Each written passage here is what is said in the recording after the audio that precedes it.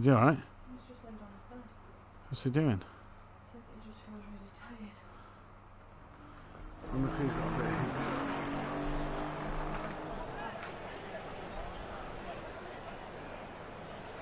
Sorry. Don't want to be that quick rant over, that's that thing.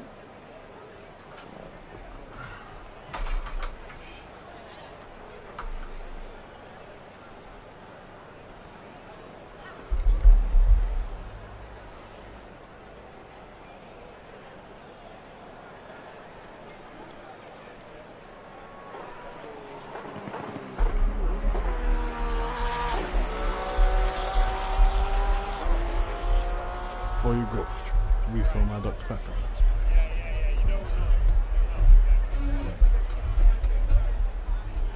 And that's what all the kids are.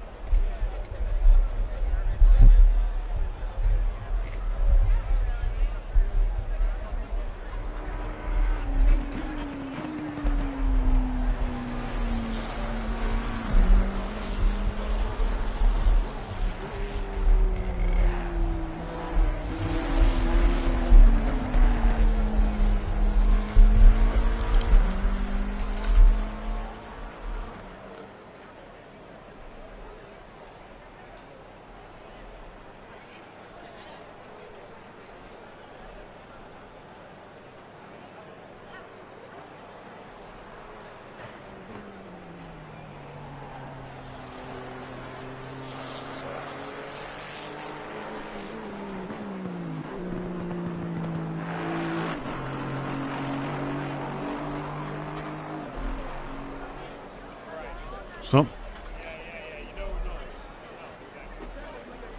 well, it states on there that she's agreed to him not to come. So it states on there that even she's agreed to it. In no respect.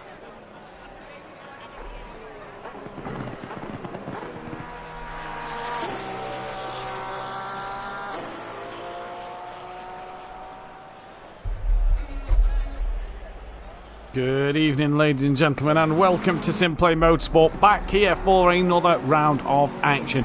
It is Watkins Glen, and it is time to see some fantastic, thrilling racing here in the Big Apple of New York. I'm your host, Matthew Duffin, joined in the commentary box, as always, by my partner in crime tonight.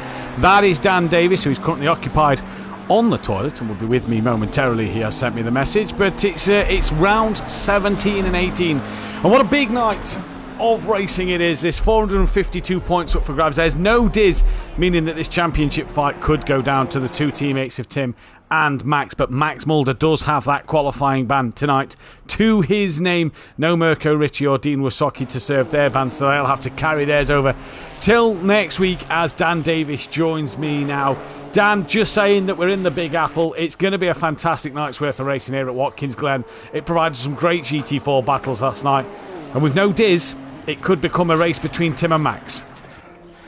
Yeah, championship fight looking like it's going towards the two teammates. Good evening, everybody. Sorry, I'm ever so slightly late. And yeah, looking forward to tonight's race. Watkins Glen is a fantastic circuit, a really challenging circuit. Very high speed as well, so we're looking to see the Mustangs and see how they get on this evening. But yeah, Matt, definitely looking like the two championship teammates are going to go at it. Tim Venting versus Max Mulder. Really looking like they're on their own on this fight, and we'll just see how this round goes in the next couple of circuits coming up. Indeed we will, Dan. It was a fantastic display last night from the GT4. Some great racing, and Skunky High coming out the blocks with a clean sweep, a grand slam to his name, and it was absolutely fantastic to see. Do we expect more of the same tonight, Dan, in the GT3s? I think with the reverse grid it should be definitely interesting. The weather is looking like there's rain lurking around. We don't know how or when it's gonna come down, but I do think it's just right now Max and Tim have got to play it like a championship now. They've really got to stay on the ball, do not get involved in any incidences, and I think the good thing about this circuit is you can overtake here. You need some big kahunas to do it, but you can do it. And I think your best bet is obviously currently, I believe we're watching Tim Benting, can't we? In turn 1 is probably your best bet, and obviously up towards the bus stop. And there's a few other parts of the circuit as well, but nonetheless, it's an interesting circuit and a very much a circuit where anyone can win. It is indeed. The championship standings, though, look a little like this, with 452 points up for grabs. It is Max Mulder who leads that way by 102.5 points, but we did not hear, like we say, it's swinging that way of Tim Benting versus Max Mulder. Tim's only 110 points behind him, but he's running out of time to do so. You can, though, gain 113 points in a race. That's if Max was to not finish in 2 and not score any, but we're not there just yet. Obviously, the drop scores for the Pro-Ams would be the end for next week for drop scores, but they get to go to Zolder due to the mishaps of Kota earlier in the season. John Goodey is P4 with Richie Michelle in P5. Justin Winters P6 from S2M Borough Becks. Brian Craig's just behind him with Smith P9. He's really come up through the ranks this second half of the season. Sam is rounding out the P10 mark. Now, I do believe that we have just got Kieran Argentine. Yes, we have. I believe we're just waiting on Fat Bloke as well. Obviously, the Jackal will be in late, as will Paul Williams. 25 drivers we are meant to have tonight, so we'll see what happens here. P11, though, is Paul Williams from Dennis Hansen. He's had a great end to the season. Kieran Argent, good week last week. He'd have hoped for a little bit more maybe in race 2. He comes up to 13th place. Diego Flores is 14th. He's not here tonight with Senna in P15. Darren Bell, P16 with Cranky Duckhead.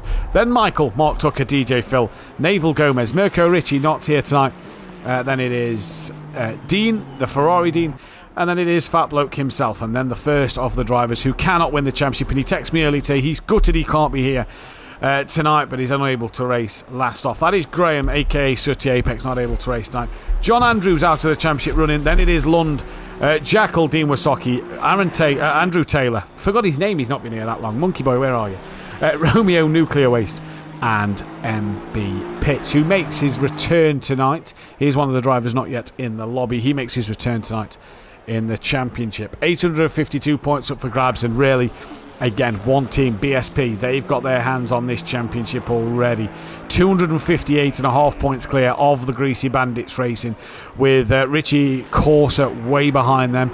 Stage 2 Motorsport to P4 with Team Merlot P5, Team FBR P6, and the FSO Junior team hanging on in there, but with no Diego Flores tonight. You feel that they are probably going to drop off in this one. Retroactive Racing, there was a new team that formed halfway through the season. They are P8 Forever Forward, are the leaders, I suppose, of all the independent teams. It's them from Cool Shop Racing with Vorta Racing, Greasy Bandits Racing Junior in that one. Now, we saw that there's 2 Ginettas last night that have taken the race wins. If we take Skunky High's performances out of this, the most dominant driver around this circuit, most successful driver, is that of the Overtake, with one pole and 2 wins to his name. Now, I do believe, Dan, the only time this circuit featured on the calendar was back in the Project Cars 2 days, only once or twice, if I remember rightly. It's not a track that we've came to at SimPlay Motorsport very often. No, I think we've only run it, like you said, a handful of times, probably like the one time, but yeah, it's surprising that we haven't run it more. I do actually I think this circuit does offer some great racing and some great opportunity for sure, and I believe the ACC version is so good. Yeah. A couple of stats about the circuit as well. Known as the Glen, as its nickname, the circuit was FIA graded number 2. It's only got a capacity of 38,900 people. And its main championship here is obviously NASCAR, which is owned by them as well. But we have ISMA Sports Car Championship here. The 6 Hours of Watkins Glen comes here. The WeatherTech 240 at Glen as well. That ran from 1984 to 2021. And like I said, NASCAR is pretty much the hot favourite. Formula One had been here once before, the United States Grand Prix back in 1961 to 1980. So it's had Formula One here as well. And I'm just trying to find the actual length of the circuit. I can't seem to find it. There we go. There's my stats. So currently it's mainly the surface asphalt and concrete, and the track is 3.4 miles long, 11 turns, and the lap record is actually held by Sebastian Bourdais in a Dallara DW12 2017 IndyCar around this circuit. So Some interesting things to keep an eye on here is definitely the back straight, the inner loop, the outer loop, the what's that name? The chute? The chute? The chute. The chute. Good. My good old dyslexia kicking in there. Down at turn 6, turn 7 is the toe, the boot, the heel. Fabulous names. But they're the tricky end of the circuit, which is sector 2. And I think tonight, Matt, the car that's going to be probably looking the strongest is the power cars here this evening. The likes of the Mustang, the BMW, and again, you can't look past the McLaren. Well, we always kind of have a look, don't we, at the LFM BOP that we look to be using next season to kind of get a rough indication of what cars are going to be best. And according to that, the Audi and the Aston Martin V8 gain 16 kilograms of weight. The only other car that gains that much is the Mercedes, which gains 17 kilograms, as Fat Bloke now gets in his Mercedes. So they're the cars that gain the most weight. When you look at the other cars, the Ford Mustang actually gains 1 kilogram, but obviously ACC is still learning the Ford Mustang on where to bop it correctly. The Porsche loses 1 kilogram, the McLaren gains 7, the Lamborghini gains 9, the Honda loses 29, so the Honda not great round here for Cranky Duckhead, see what he can do tonight. Ferrari gains 2, BMW loses 3, so they're all kind of in the same ballpark, pack. There we go. Mental Boston on you there. According to LFM, it's the Aston Martin, the Audi, and the Mercedes that look like they're going to be the cars. But again, Mercedes, bit of a powerful car, and the Aston Martin as well with a Mercedes engine in it. Going to just be interesting to see what these boys can do. Obviously, it is Romeo who has put in a stellar lap, half a second quicker than Tim Venting in this free practice session. That is huge straight out the gate. In the Porsche as well, so that's definitely something to keep an eye on. And we seem to see that Romeo is very good at getting straight line advantage out of that Porsche as well. So he seems quite good with that. Nuclear Waste making his. Has he changed his livery, or has it just been a while since we've seen him? I think he's only been able to do one race this year, so. Well, it's nice to see him back on circuit nonetheless. It's down as a reserve, nice. and I know he works away a lot, so he wants to race, but obviously it's finding that time with work to be able to. So like you say, it is great to have him. We had him back at round 3, so that was Brands Hatch we last saw the Nuclear Waste. So like you say, great to have him back, and great to have a stacked grid as well. Yeah, definitely so. It is. It's nice to see 22 cars here. Hopefully, Argent in the chat saying, "See what happens." Wasn't going to be home in time an hour ago, so might not be prepped and ready for this one, maybe. But a sprint race ahead of ourselves this first off, and nonetheless, it's going to be an exciting one. Ferrari and Porsche on the front row, and Romeo with that pace ahead as well. He's got to look favourite for this one.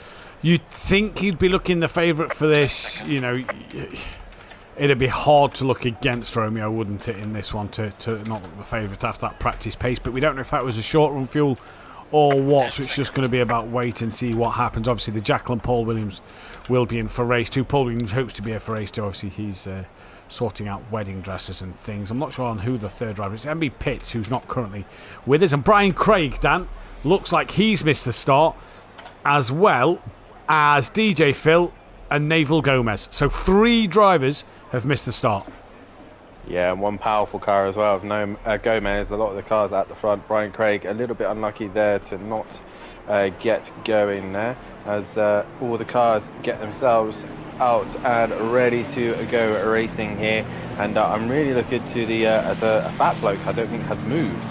Where is Fat Bloke? There he is. He's finally got going. He didn't move for a minute, so Fat Bloke has managed to get himself going. But yeah, this should be an interesting one, and we'll see what happens tonight with this circuit. It's going to be interesting, especially between turn 2 and 3 coming up this hill.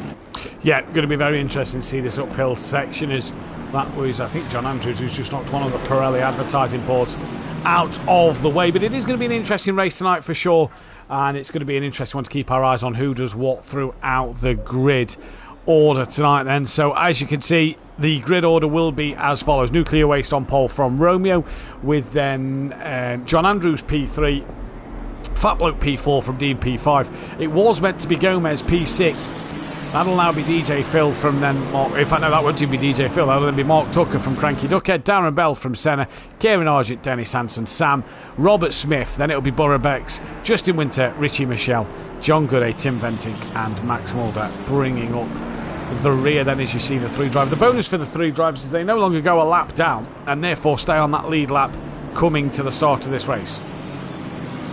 Yeah, that's ideal. Is in the previous ones we had you go a lap down, and that was just torture for people. Reminder as well, guys, if you haven't done so, please hit that like button and subscribe to the channel and hit the bell to be notified so you don't miss any of the action here at SimPlay Motorsport.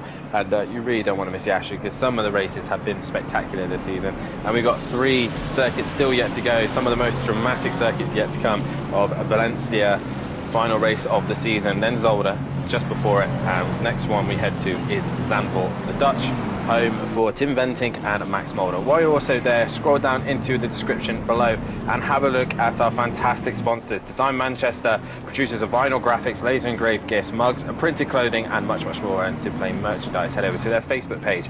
And there's also Audiosport, manufacturers of Volkswagen Transporter T4 audio solutions and styling products. Head over to www.audiosport.co.uk and on their Facebook page as well. If you do want to sponsor the channel, then please feel free to get involved into the Discord, which leads me nicely on to, if you do want to be a part of the action here at SimPlay Motorsport, head over to the Sim Grid and also join our Discord and get yourself set up with the hot stints. We won't be taking drivers on for the last GT3 season as it's getting to the tail end of the championship, but you can be in and prepared, ready for our fun events after the season is done. And I think that's pretty much everything that I have to do and get paid by. I'm joking. I don't get paid. None of us get paid. It's all free. Everything we have to do. And all we have to do and all we have to get through, and that is job done. Thank you, Dan. And as we get ready for the start of this race, one thing we didn't mention, Dan, which will be coming up pretty quickly in this one, will be that pit lane. Now, you have to be inside the yellow line. The drivers have all been warned by Mike Matthews, Peaceful Explosion, our admin member, who did a video on it. So the drivers have seen a video. You have got to be under that yellow line that starts before the last corner. Pretty much as Nuclear Waste has just took it, actually, so it's brilliant to see. You've got to be under it. You cannot cut across it. If it is caught on stream by myself, it doesn't matter what Dan sees, if it is caught on stream by myself or it is caught by another driver and it is reported, you are pretty much looking at a slam dunk penalty. But enough about this cutting the track. It is green and go here for round 17. It is a drive-through penalty for Mark Tucker, so the Team Merlot cars have already had a shocker as they all come down to turn 1. Romeo's already got himself in the lead. John Andrews turns in and hits the inside of Nuke Waste. Now there's a bit more contact. Fat Bloke back after a bit of a sabbatical due to work, and there's absolute chaos, Dan. We've not even made the hill, and Romeo has already got a great lead in this one. Yeah, there's a lot of cars off. There's cars everywhere. I don't even know where to look. There's Sam, there's Nuclear Waste, there's Dean, there's the Cranky Duckhead, John Andrews, DJ Phil. There's so many cars involved, and yes, Romeo gets the start he needed, and off he goes with Fat Bloke now in second. He's got a little bit of damage to the side of his car, and it's then Darren Bell and I think Max Mulder, out of all the championship contenders, was the one that managed to become most unscathed out of that, and yes, he is. He's got Justin Winter with him as well, so Max Mulder getting a lucky save there as Fat Bloke's had a moment, and Darren Bell's now attacking him. And his car looks pretty clean, does Max Mulder's, and yeah, Fat Bloke's had a moment. Darren Bell now attacking the rear of Fat Bloke's Mercedes. Hanson's just had a poor start here. Cranky Duckhead in the chat. I don't know if that is actually Cranky Duckhead. It might be, because he sat in the pits, as is Senna. So them two got to get going. DJ Phil, by the way, came out of the pits after missing the start. He's got a stop-go penalty. 4-minute repair for Cranky Duckhead. But it's Romeo with a great lead from Fat Bloke, who's got Darren Bell with him. Borough Bex is coming under. He's trying to put Robert Smith under pressure, but he's coming under pressure himself from Richie Michelle. Max Mulder then not looking overly strong at the minute. He's got Justin Winter on the back of him as Max has just had a big moment, and Justin Winter will sail through. Max manages to keep it out the wall. John Gooday's also looking up the inside of Mark Tucker, who's got himself that drive-through penalty. John Gooday makes the move stick. That's a move done there. Now we've got Dean and Naval Gomez. Pretty much a good thing for Naval Gomez, and he started from that pit lane, really. Is look at the Mustang behind him of Kieran Argent, bonnet open and everything, and they've got to wait till the next lap for the pit stop, unless you're probably the 159 of Nuke Waste, who was absolutely battered in that. He'll probably be able to get into the pit lane as the pit window opens. I'm not sure exactly when the pit window is open, but maybe Sam can 10 sneak in seconds. just at the right time. Or if he just rolls to the line, I'm watching Sam now. He's literally just coasting it in, waiting for that 10 seconds, and he will get that pit stop done, which is quite clever, and it opens now. So Sam comes in and gets that done and dusted, but at the minute, Fat Bloke is the cork in the bowl. At the minute, he's holding everyone up in second, and when thinking the Mercedes is going to be strong, he's holding the two McLarens and the BMW of Robert Smith, who's had a fantastic start to this race.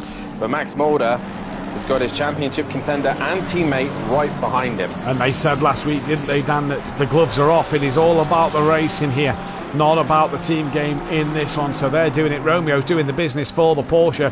Porsche had a couple of wins recently, as Dennis Hansen's going to try and look up the inside as they come through the toe. Down the boot they go on Darren Bell, but I don't think he managed to get alongside. No, he now goes to the outside as they come down towards the heel, but he's not alongside. Robert Smith in this one as well. Now, when have Porsche won a GT3 race this season?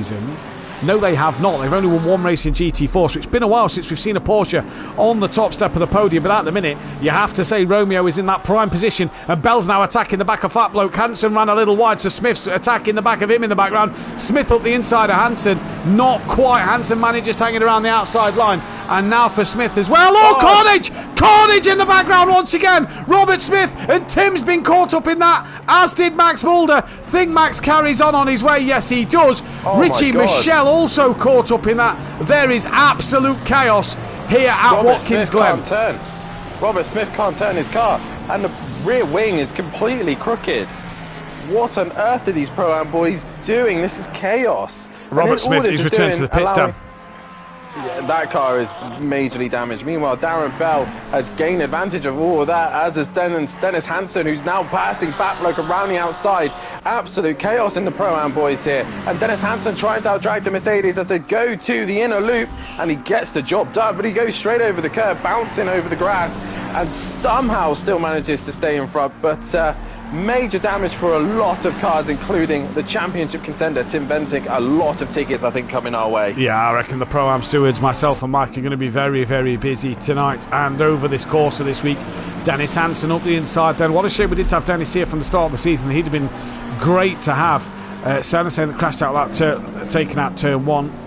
Ticket's going to have to go in, buddy. John Gooday has done his pit stop. So has Sam and Nuclear Waste. And all of a sudden for Sam, who is where? He's coming down towards toe. There's a yellow flag. That is car 64 that's a yellow flag. That is Darren Bell, who has had a moment. We can't see this on camera.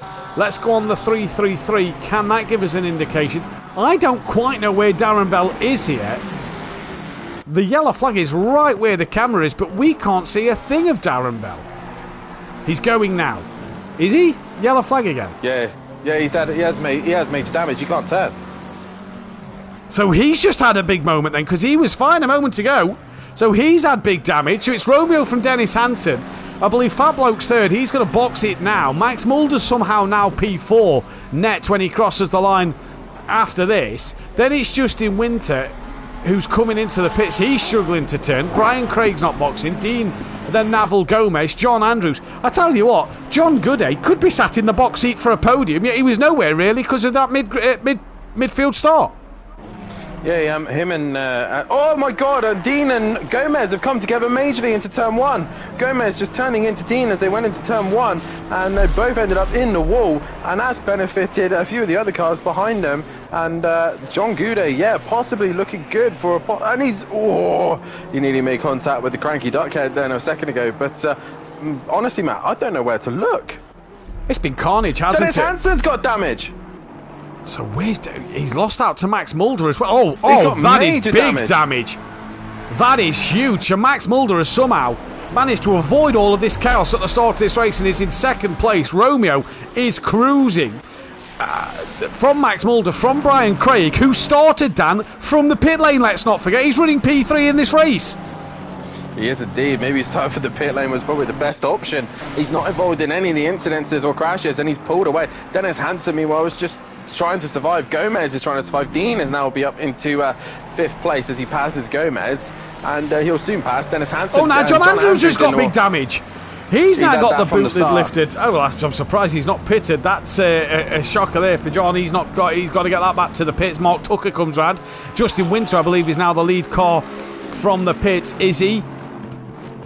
No, he's not. No, Fat Bloke is. Apologies. Argent's got more damage. He's repaired it, and he's got more damage to his car. They're a lap down. Tim Bentinck and Argent are a lap down to Max Mulder at the minute. So Gomez is absolutely cruising out front, and he's just got to keep it facing the right way. Yeah, Romeo's just too... Romez. I don't know where to look. Like you say, you don't really know where to look. You don't really know what to do. And there's no real fights. It's just people trying to survive. Yeah. Meanwhile, the only fight is Tim Bentinck and Argent.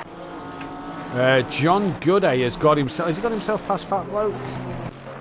Yes, he has. John Gooday's got himself past Fat Bloke, so not sure where he's done that. Fat Bloke looks like he's got a decent car. Doesn't look pretty damaged. That one's done. So Tim Bentinck versus Argent, the only real battle. Argent with that damage has got Tim on the back of him. And Tim's now coming through the chicane, the inner loop, should I say, in towards the outer loop. Sounds like a car off in front of him as well. Yeah, it did sound like a car off. It was car number 3. It's Max Mulder who's had a moment. He's somehow not hit the wall or anything, but Max Mulder's dropped it on his own, and Tim, with that better Ferrari, just drives past the outside of Kieran Argent, and that is that job done for Tim Bentinck. What a strange race. Kieran Argent's going to try and fight back on Tim here, though. Tim just hits a bit of a bobble on the curb, and that's going to unsettle his car down towards the toe, but Argent's very wide on the marbles, and Tim should have that one comfortably done now. But for Max Mulder, he's dropped. But where's Brian Craig? Brian Craig's now right behind him. Oh, Max is really loose. Max is struggling. Max is incredibly loose. But how has he not got damage? Wow. I don't know. He's probably flat spotted those tyres badly, and he needs to pit now and probably change them. Romeo is now into the pits, and he's probably thinking, what on earth is going on right now? And look at the gaggle of cars that are still in the pit lane here. Dennis Hansen's in, Naval Gomez in, John Andrews is in, Darren Bell is still there, Cranky Duckhead's in, Robert Smith is in.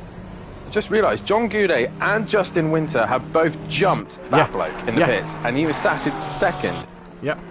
So John Goudet has put himself, although he looks like he's got a little bit of front end damage, not sure if he's clipped anything. Max is pitting on his way around. Where is John Goudet and Justin Winter? John is now coming towards the toe, but John's got a bit of front end damage, so the top 3 in.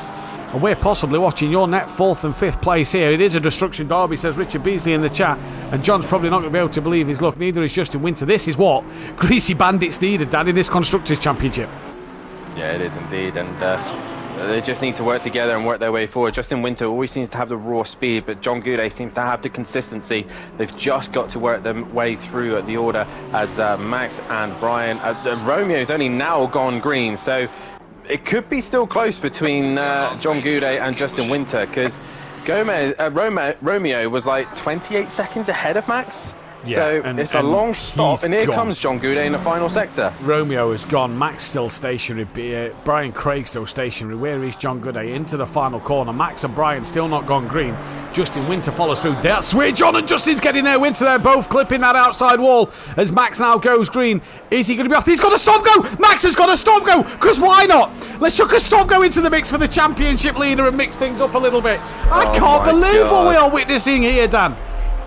This is probably the most weird and randomest race I've and Brian Craig's just got a drive through. Brian Craig's just got a drive through for speeding into the pit lane. I can't keep up. John Andrews still in the pits. Darren Bell out the pits. He needs to repit, as does Robert Smith, to complete the mandatory pit stops. Romeo's in the middle of chaos right now. Oh my days! Look at this. Everywhere. Oh my days! Look at this. It looks like a Monza qualifying in the Formula 1 when you're coming into the last sector to set your final flying lap, doesn't it? Formula 3 at Spa. These all racing? Are these all racing? I don't know. Well, that's Romeo is about to lap Dean. Romeo's about to pass Dean for position. Yeah. So Dean and Tucker there, that's for position. Behind, I believe that is Richie Michelle, Hansen and Cranky Duckhead. Now I'm trying to find them all on the leaderboard. Richie Michelle 13th, Hansen is 14th, so they're racing. Cranky Duckhead's a lap down, so I think it was Cranky trying to get out of the way of 2 cars. I'm not sure why Richie Michelle was trying to flash Dean out of the way. He's the lead car, but hey-ho, as Richie Michelle now works his way through the order, and Romeo has taken the lead back, but John Goudet just has to sit and follow Max Mulder now, because he's in a net second right now. He is in a net second. Max has got to come in. This is going to massively change the championship. John's honestly looking strong here. Well, Greasy Bandits for that Constructors, 200 and some odd points behind. They're going to have a massive haul over Max Mulder. And like you say, John and Justin in this championship, with Richie Michelle, no Diz, having a shocker. They're both going to score big in this race. Max Mulder stays out. He's got 2 laps to do his stop-go penalty. Yeah, will Brian Craig come straight in? Yes, he is. Brian Craig is going to get his stop done and his drive-through done and dusted. Try not to speed again, but Mark Tucker and Dean in. A lot of drivers who have never really got decent points are on track for one. Fat Bloke is returning. He's back into the top 7 again. Yeah, and he's on for potentially, depending on what happens with John and Tim Justin Bentinck Winter. has managed to get himself back into 9th. Back into 9th. And Max has still got a stop-go penalty. Is he a lap down to Max? No, he's not. No. Max is only just coming onto the outer loop, and Tim Bentinck's just coming across the start line. Oh, John Andrews! Brian Craig is now exited pit lane as Tim Bentinck comes to turn 1. So, yeah, Tucker is also out as well, and they're not really going to phase Tim Bentinck too much. Actually, I say that, and Brian Craig's up the inside, but Tim manages to get, So, yeah. Honestly, I have no idea what the hell is going on in this race. Absolutely bonkers at the minute. Max Mulder's coming down the boot. Sorry, the two Murloc cars are going at it. The two, Brian Craig and Tucker. Tucker, I think, oh yeah, he's behind at the minute, and they're both fighting it out, and they're trying to score some decent points, so they're going to gain some points here. But Tim Bentinck, after a crazy start to this race, has managed to work his way up into 6th place, and yeah, that's probably about as far as he goes, because I think he's net 5th. Pretty much in the final sector. I think he's net 5th because of Max Mulder's stop-go penalty. Will Max Mulder come in for it now?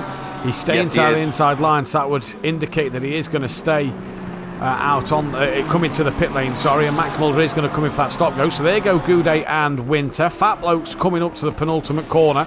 That's going to put him in a net 4th. Tim's 25 seconds behind Fat Bloke. So 25 seconds behind him. That'll be touch and go. I reckon he should just have Max Mulder done, as will Brian Craig and Tucker. I was going to say I think Max might come out round Argent, but Argent's Mustang is on the grass.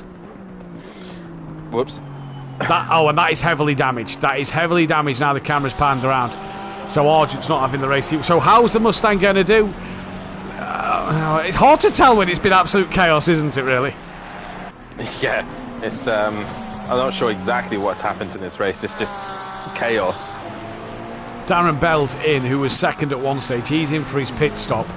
We're currently watching the fight between Richie Michel and Dennis Hansen. Hansen not quite close enough at the moment. They've both jumped Dean, so Dean's had a long pit stop in there, and I assume Kieran surely is going to bring that one back into the pits. Yes, he is. Trundling around, so gives losers out on some points for himself, and will have to go again in qualifying. There is rain meant to be around. Right, Max Mulder's away, so Tim's gone through, Brian's gone through, Mort's gone through, Sam went through, but Rebec's didn't. So Max is behind Sam. Max is P9. Yeah, Max's race has really looked like it was in his hands. He was going to be scoring the decent points over his teammate, and now he's losing out to Tim. So just shows how much chaos has happened here, because a lot of the drivers who earlier made decent moves and gained up a lot have dropped back again. So all happened at turn 1, it all happened at the final corner. There's been incidents elsewhere that we've not been able to catch fully on screen. Justin Winter's into the final wall again. This race has had it all, bar the action. Meatball will have a speeding penalty also, says Kieran Argent. That's a shame for Kieran, who's got a bit of testing. Now, the last time Kieran tested, it rained. There is rain around for tonight. The randomness is set to 4, so the chance of rain is real. And let's throw a bit of rain into the mix of a race that's had carnage already. Why not, eh? Yeah, it'd be absolute chaos right now. But I'll tell you, you've got to tip your hat to, Dan, at the minute. Romeo got in the lead, missed all the carnage. Yes, he's had to lap a few cars, and we saw earlier it looked a bit dodgy and sceptical for him. He's kept his nose clean. He's kept his nose clean. I mean, he's got on with it. For me, it's the two greasy bandit boys. Massively as well, yeah. I mean, Romeo had it pretty basic and simple. Just go out and lead the race and have it under the bag. But, you know, it's not been easy for them to get through the carnage, but John Goudet and Justin Winter have managed to negotiate their way through. Fat Bloke as well, another one to top your hat to. He's worked his way through the order. Yep. So, and then it's just Tim Bentinck is then the best of the rest of the back runners who's scoring the most points. We've got Darren Bell on the back of Cranky Duckhead here. This for position. We just saw Naval Gomez in front of Dean. Just went to change onto that one, and that had already been swapped around. Waiting for the camera to pan around. Cranky Duckhead runs a little wide. That should give Darren Bell the inside line for the corner. There is John Gooday and Justin Winter in the background. And there's the stop-go penalty Kieran Argent was on about. So he's going to have to come straight back round and straight back into the pits. Yeah, and what is he? He's 2 laps down. Senna's 3. That could put him behind Senna. Yeah. All that work and it's all unfolded and even more damage, so you might as well just use this as a test session, repair the car completely, and just see how it feels in the dry, just in case it is fully dry. But there's a quite close fight between Dennis Hansen and Richie Michel. They're just under a second and been ebbing and flowing between that half a second and a second, so Dennis Hansen seems to catch him in one sector and then Richie Michel manages to pull away. But right now, it is all looking good for Romeo, who's probably going to start his final lap at the end of this one. So at the minute, this will give Porsche its 62nd win. It'll give Aston Martin its 40th podium. It'll also give Porsche its 256th podium. Puts Porsche 13 podiums behind that of Mercedes. And just pulls it away from McLaren a little bit, because McLaren's got closer. And on a night where McLaren could have got one step closer to 250 podiums, you know, the dominant car of the season, the first one's P6. It's not going to get a podium in this first race. Absolutely bonkers here at Watkins Glen. But we are watching that Richie Michel, Dennis Hansen battle. That one, like you say, is ebbing and flowing between the pair of them. Senna is 3 laps down, as is Darren Bell, it says, as is Cranky Duckhead. Now, Kieran Argent's got a stop-go penalty to do. Senna's just unlapped himself from Argent. So, all right, maybe he's not going to probably get past Argent. But that one was interesting to keep our eyes on, but Senna will not get past him. Leaders on the final lap. Argent's got no choice but to do it now, and that's coming to the pit lane, which he is doing. Yeah, it's just been, like I said, we haven't really get to see the full might of the Mustang around here, and I don't really think the guys have had a real opportunity to get a decent run in them, as the weather conditions have been very changeable. John Goudet's actually managed to pull away a decent gap from Justin Winter. Justin's got damage. Probably too many hits to the outside wall of the final corner. That keeps clobbering it.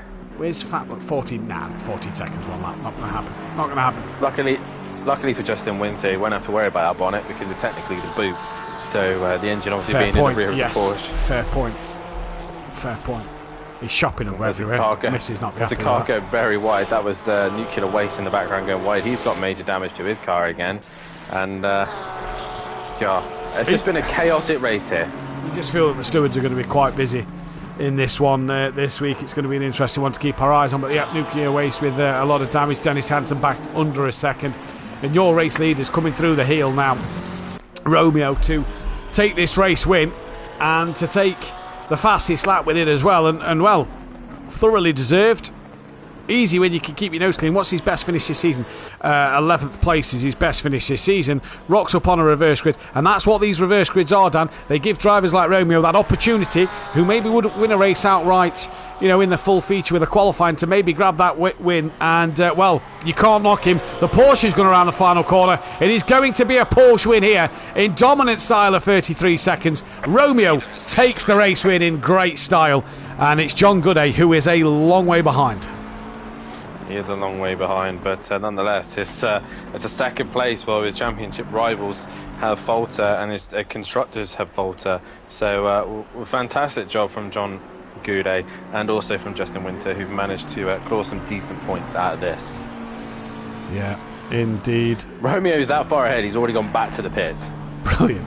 Well, John Gooday's just rounding the final corner. Looks like he's waiting for his teammate to come to gain back up to him to get across the line and do the old celebration. Justin's car looks suddenly repaired. It does look suddenly repaired. Yes. I wonder if that's because he had a bit of lag. So that's them two done. Fat Bloke's now coming around the final corner. Great to see Fat Bloke back with a P4 as well to top it off. That'll be fantastic for him. He will absolutely take that one. Tim Venting, well, I don't really know what to say. Looked down and out earlier when he had a huge load of damage, when he was a lap down to Max Mulder. He's going to come across for a P5 and in great style for a P5 as well. Good job from Tim Venting. Brian Craig a little further back for P6. Good points for Team Merlot, a 6th and a 7th. That's huge for them too as well. Before Sam in the FBR car, there's another one. Sam in Team FBR 4th and 8th. Great points for them too. Max Mulder's going to come across only for a P9, your championship leader. Borough Bex is then going to be P10 in what has been just the most bonkers race I think we've ever commentated on here at SimPlay Motorsport. Yeah, indeed, it's been absolutely chaos, and I think a lot of these guys will be happy to get the sprint race out of the way, but nonetheless it was Romeo who absolutely dominated that one. It was indeed. Kieran Argent comes to the line to take the checkered flag and to finish that race. What an absolutely bonkers race. But we are going to be right back in a few moments' time with the second qualifying of the afternoon. And if you thought 20 minutes was carnage, we've got an hour's race, so don't go anywhere.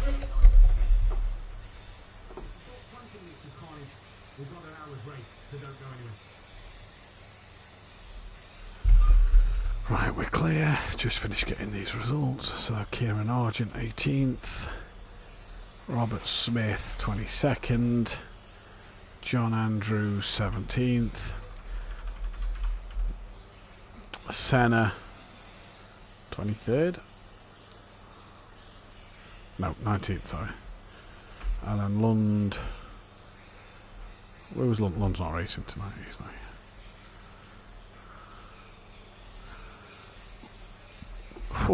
Right, back in a sec, we're to the toilet. Yeah. Green light, go, go, go.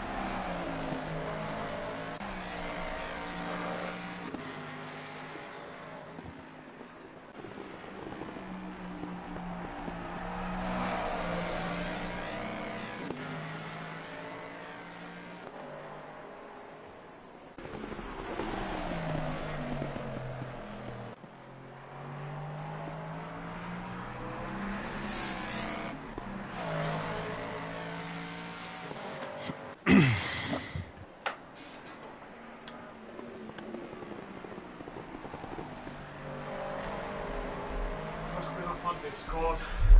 Listening to John stream. Apparently Tim's at it again. Not really. Not really at it, in a sense. They're just obviously discussing that it's a bit fucking crazy.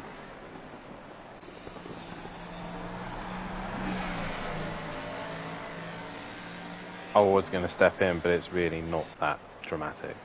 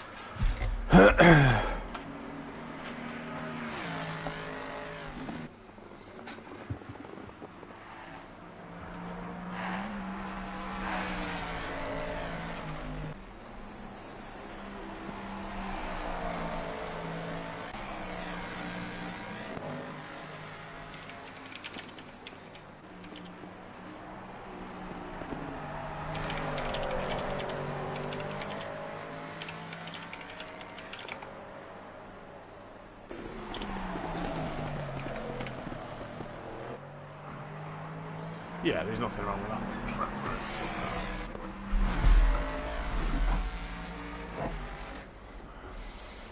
Who's the only ones wasting a set of tyres? Cranky, Kieran, and the Jackal's coming, so he's still got all 10.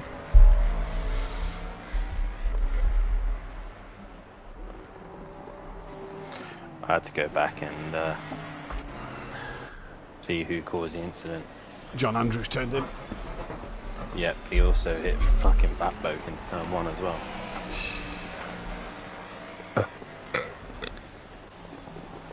He must have took notes from Dean Musaki's GT4 start. I tell you what, let's put John up to third. 19.5 points off the back of Tim.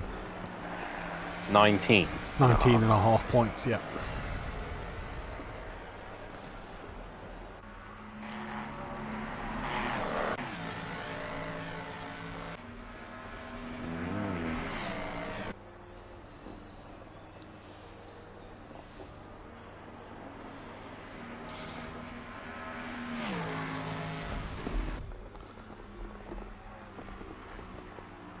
No, I don't want to open that, you stupid.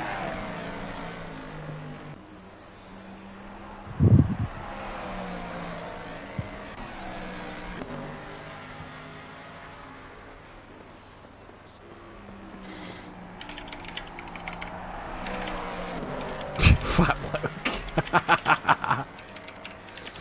Oh god, look who put tickets in.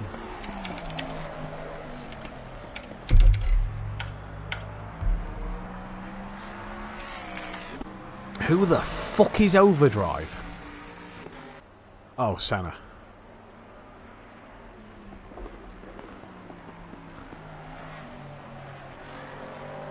Lap 16, Overdrive could be a lap ahead of me. Oh, fuck me, what is this, DJ Phil? Oh, Senna span where DJ Phil passed Dean Wasaki 8 times. But as he's like half, it looks like he's in a half spin. Whether he's on his brakes, he's on the grass. And it comes back. Like on. how? Oh my what? god! How is Senna meant to stop? Yeah. Have you just seen Kieran's crash? Has he put it in? No, he's on the free practice.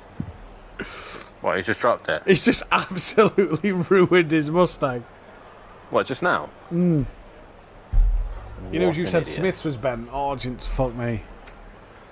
Wait. Oh shit! I'm in the track. What do you mean? I'm in the race. Oh, I thought that was your Lamborghini at the end. No, it says you're a spectator. Yeah, no, I put the wrong fucking password Oh, in. brilliant. Of course, Brilliant. I left to go and see Right. the accident. Yeah. And put the normal one in. Yeah, I'm sorry, Phil.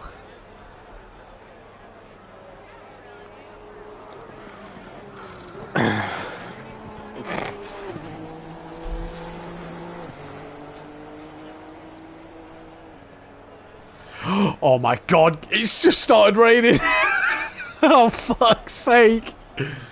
Wow. By the way, there is no heli cam. Yeah, I didn't think there was, but yeah, Overtaker raced in one Yeah. where there was one. Yeah, probably the fucking PC, or they were using a PC version.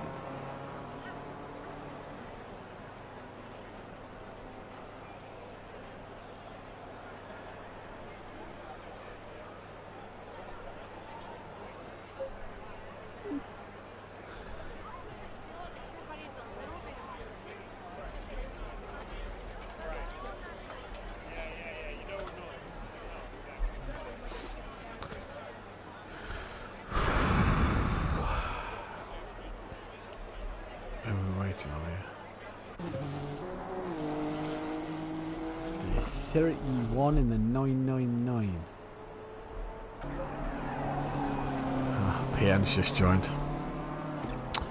Well, we've missed the start, Peony. Oh, you would have a fucking proper moan about that. PN, if you just joined, go back and rewatch. If I know, I'll tell him on the headset. Fuck it. Can't last time. PD.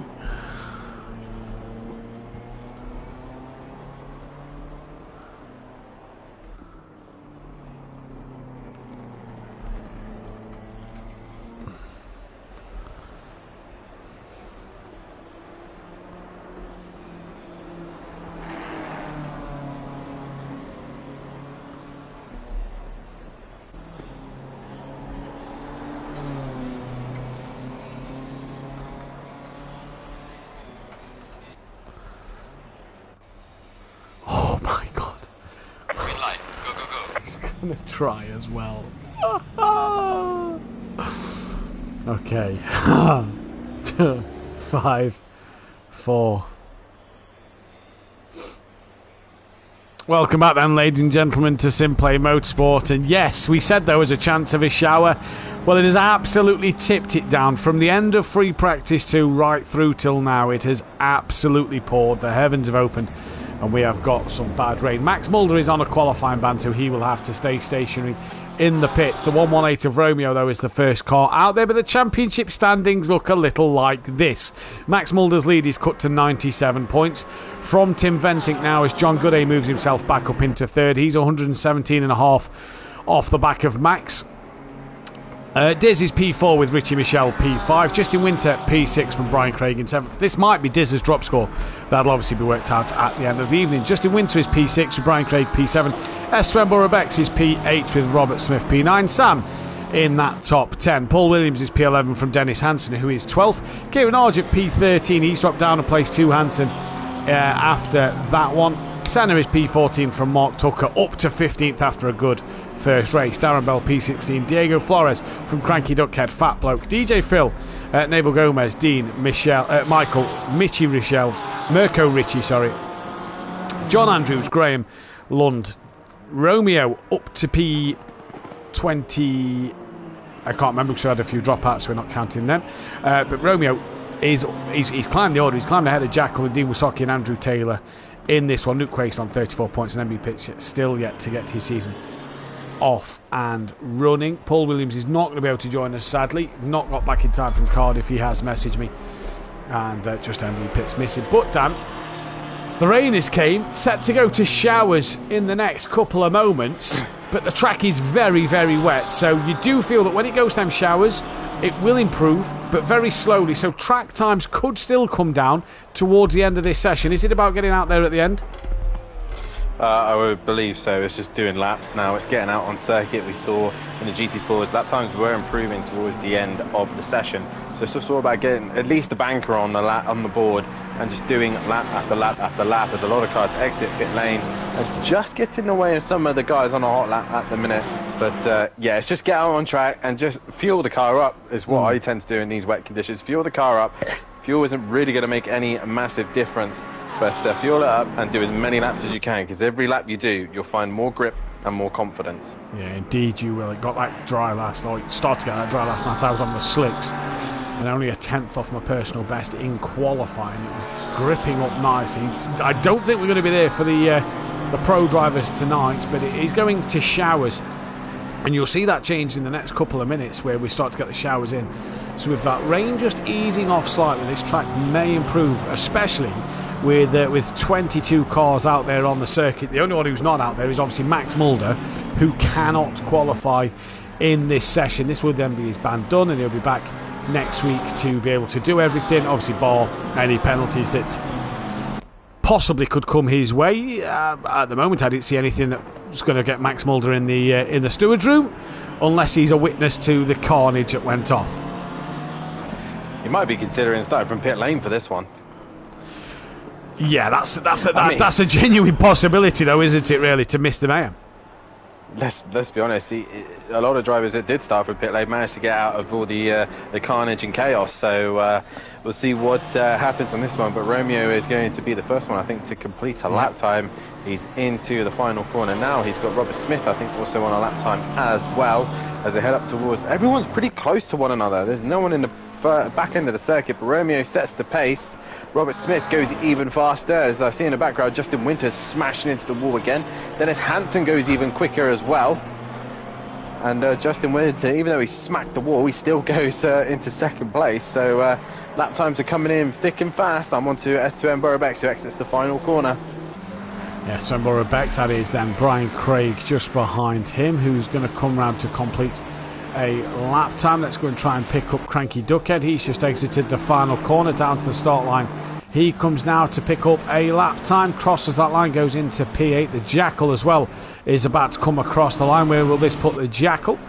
As Romeo now is down to 9th place. You can just already see, Dan, that Romeo, not a bad first lap, but he's 3.9 seconds off the pace already. That proving that track development with that rain, look, the rain clouds have changed on the weather. It's now gone to a bit lighter than what it was a moment ago. We had the 2 lots of raindrops, now it's just the 1. So that track will improve, that water will clear a little bit, and we're seeing faster times than Romeo being pumped in at the moment. Yeah, definitely so. And like I said, just fuel the car right up, and as you can see, in 10 minutes time, which is just at the end of the session, there is going to be less rain, well, just no rain at all. And it's changing. It's getting damper, then gets wetter, and then it just dries out a little bit. The rain is very inconsistent, as Tim Venting goes 2 seconds faster than anybody else at this stage. But we've still yet to see some best lap times yet, as people just testing the limits around here. Testing.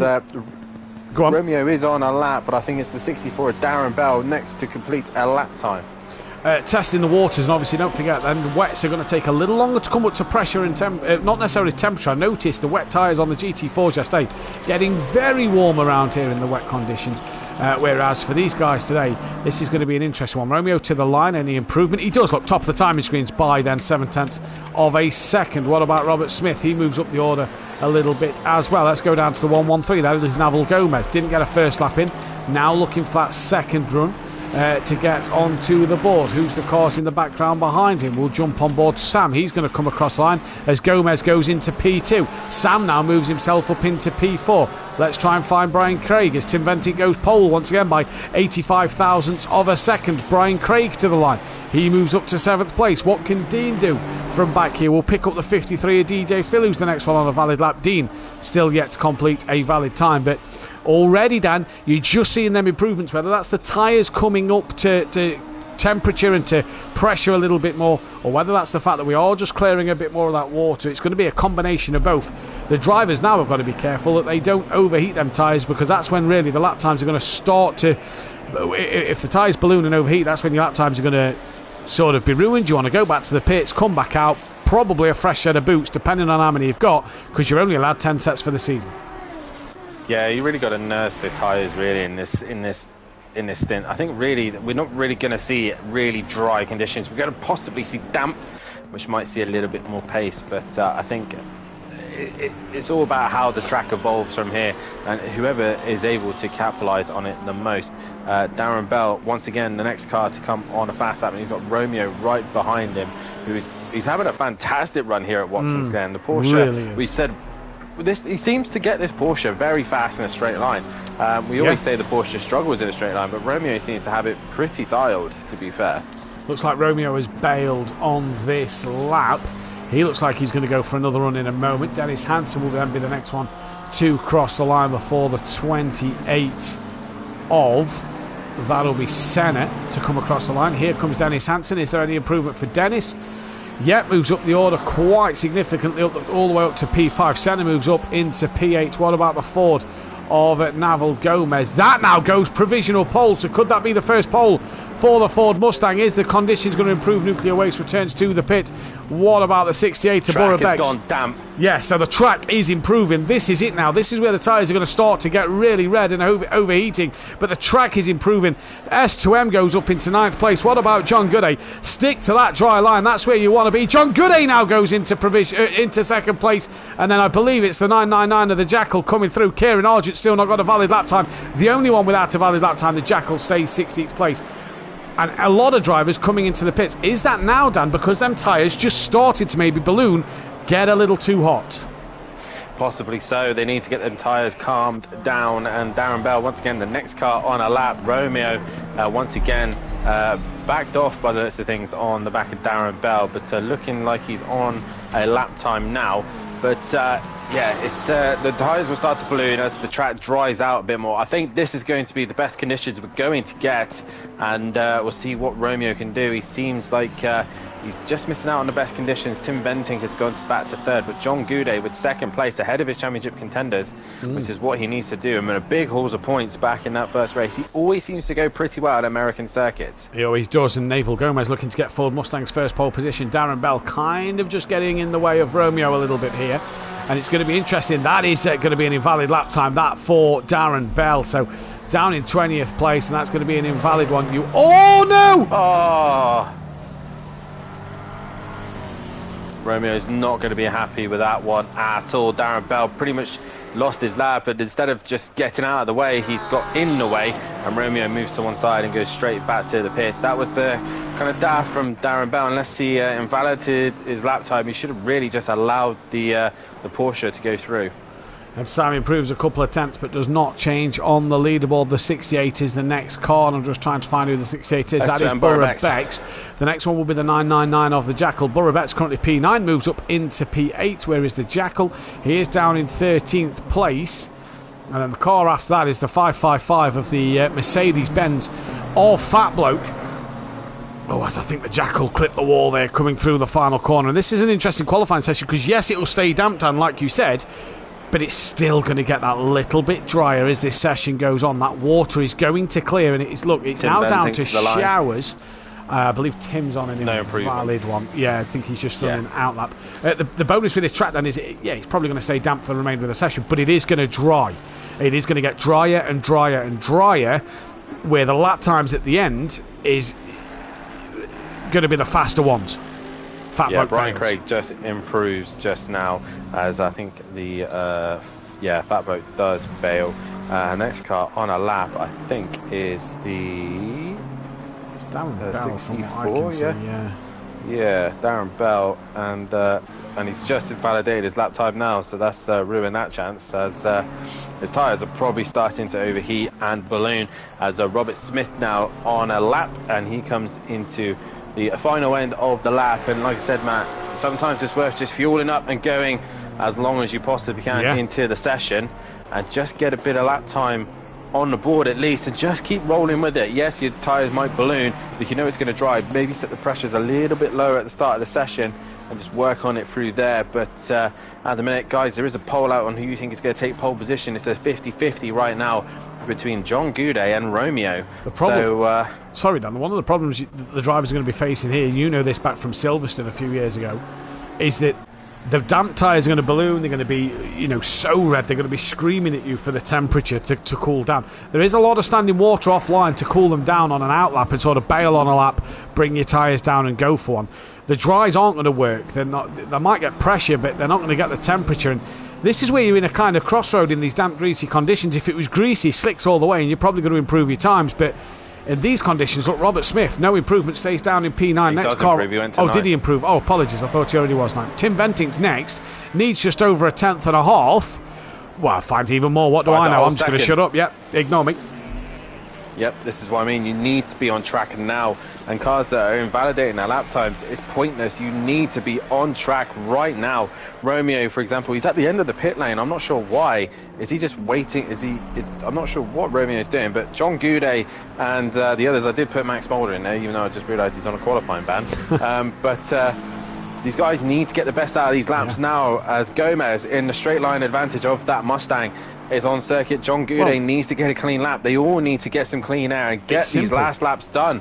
And I think Romeo's missed the cut. Yeah, I was about to say, everybody who's just left the pit lane's missed the cut. John Andrews is out, Dean's out, Nuke's out, Mark Tucker's out, Jackal's out, Borough Bex is out, Kieran's still not got a valid lap, and then I've just seen the 204 of Justin Winter, and I've just seen Romeo come out the pits. They're done. They are not getting a lap time in. That is John Goudet pulled off at the back by the final corner. He's now done for qualifying. Here comes Darren Bell. Rain is really down to a shower. You can start to see that racing line even more clear now, that darker line of the racing line appearing. Look at that.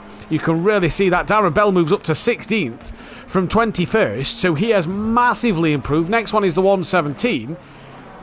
You've not got the chance to maybe bail. If Robert Smith's tyres are a bit hot, he's just bounced off the wall. Is that possibly him done? Who's going to... Let's wait and see. But, yeah, there's cars that have missed a chance here. I think Romeo missed a shot in the dark, and John Gooday's not going to improve on that P3. Who's the next one? It is still the 117 of Robert Smith. He hit the wall, though, so that's probably not going to be improvement. It is then next the 53 of DJ Phil.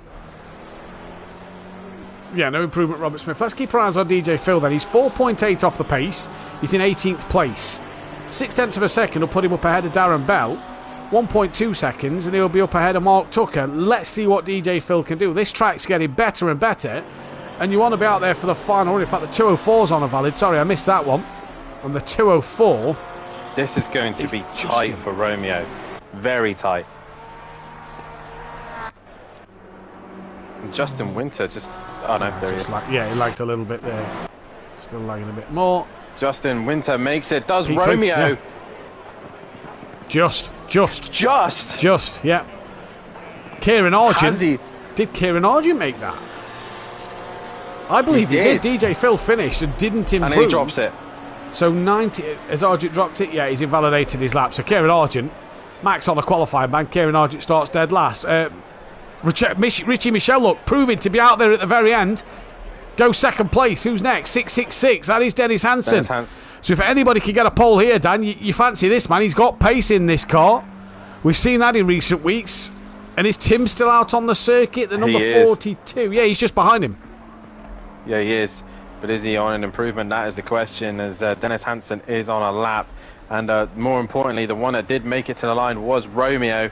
And Romeo will keep an eye on his lap. No, he's invalidated, according to my screen. He's invalidated. Yeah. Well, we'll see. Said it before. Yeah. We said it before, and it has been invalidated, but it's not.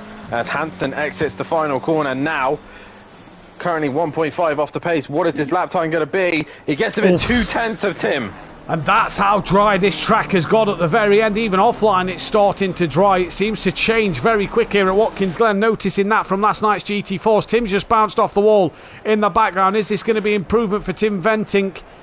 No, it is not. What can Naval Gomez do? Oh, he goes within 0.2 of a second. So very close out front. Surely. Romeo, I think, got there. Yeah, I think Argent's still possibly on a lap, you know, because he's still going as well. I think Argent would have pulled it in. And he's at the wall now, so, I mean, he's got to get a lap time on the board. But Romeo, has he literally left it to the very last second? Is he going to snatch pole? 1.2 seconds, let's find out as Romeo comes down to the line. This will be one of your lap times if he manages to take pole away. It's pole! 0.8 of a second! It's an unorthodox lap! It's one of your laps, Dan! He's done it at the very death! And what a lap from Romeo! Brilliant lap, fantastic there from Romeo. Yes, he left it right at the last minute, but oh wow, there's all of us. I think, nah, he's not made it, he's not done it. But Romeo takes pole position and gives Porsche its first pole in a very long time. Very long time. That's one of your laps, Dan. That is pulled out of the Dan Davis playbook, and the rain's back. And it's going to dry as well. It's good. Well, it's good. Yeah, this will go to damp. We've just seen when the rain if you look at the weather, and I believe you guys on the broadcast can see the weather, you look at the first cloud, it's just changed from 2 weather strips to 1. So it's still raining. It's not as heavy as it was a moment ago, but it is still raining. That will go to light rain in 10 minutes, which means by the time the pit window opens, it will go damp. With 23 cars circulating, if this track goes greasy, very much a possibility it could do so. Lighter rain in half an hour. If this track goes greasy, this could be about who pits latest to put slick tyres on, Dan, in this race, because we know that when it goes greasy, you want to be on that dry tyre. Yeah, and obviously these guys will have to try and come up with some form of plan or strategy to nail it, because you got to think fast in these conditions. It just, you know, you've got to get your pressures right. You've got to get everything set up correctly. And the guys at the back of the pack may necessarily still get some decent points out of it. There is a poll out for a feature race winner, Romeo, Tim Venting, Dennis Hansen, and also Gomez. The interesting one for me, Matt, is going up towards the inner loop, aka the bus stop. Gomez in that Mustang is going to be incredibly strong if he gets a good run out of turn 1, and I think the Ferrari and Porsche especially are going to be under some immense threat from that Mustang. Oh, they are indeed, but it's going to be how good his traction is out of the corner. P4 just nearly Mustang's first pole position. That would have been absolutely epic for him to get that. But this is going to be an interesting race. Dan, who's your money on? Because I don't really have a clue. Mate, I don't have a clue either. It could literally be any of these. I'm going to go Romeo.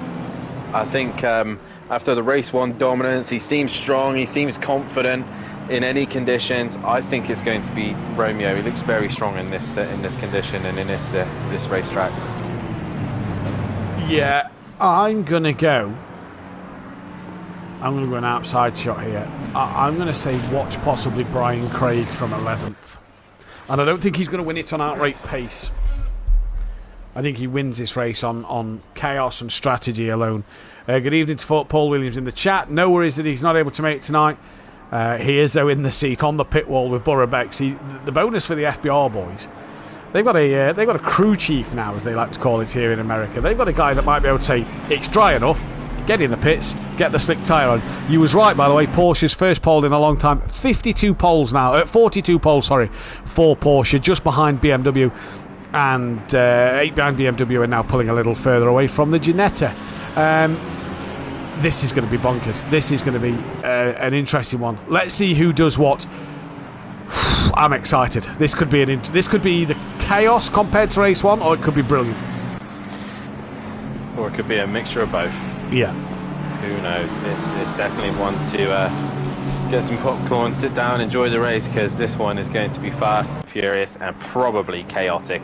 And while you're at it as well, as you got your popcorn in your hand, hit that like button and subscribe to the channel as well, and hit that bell to be notified so you do not miss any of the action here at SimPlay Motorsport.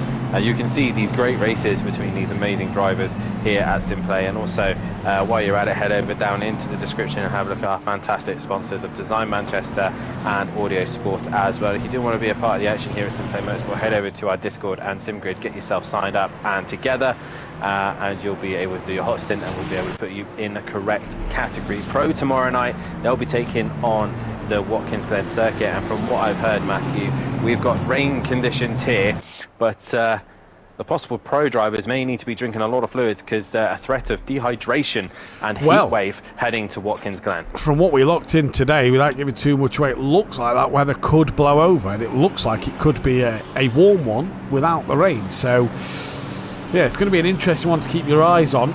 Definitely looks a lot better than today. Tonight's had the worst amount of rain, although to be fair, we didn't get to see what was coming at the back end of the race in GT4s. There's only been 2 short races. Look at that though, Dan, in half an hour it's going to stop raining. So it will. This track will dry. Good evening to Micro J's in the chat. Great to see you back, buddy. Hope you're doing well.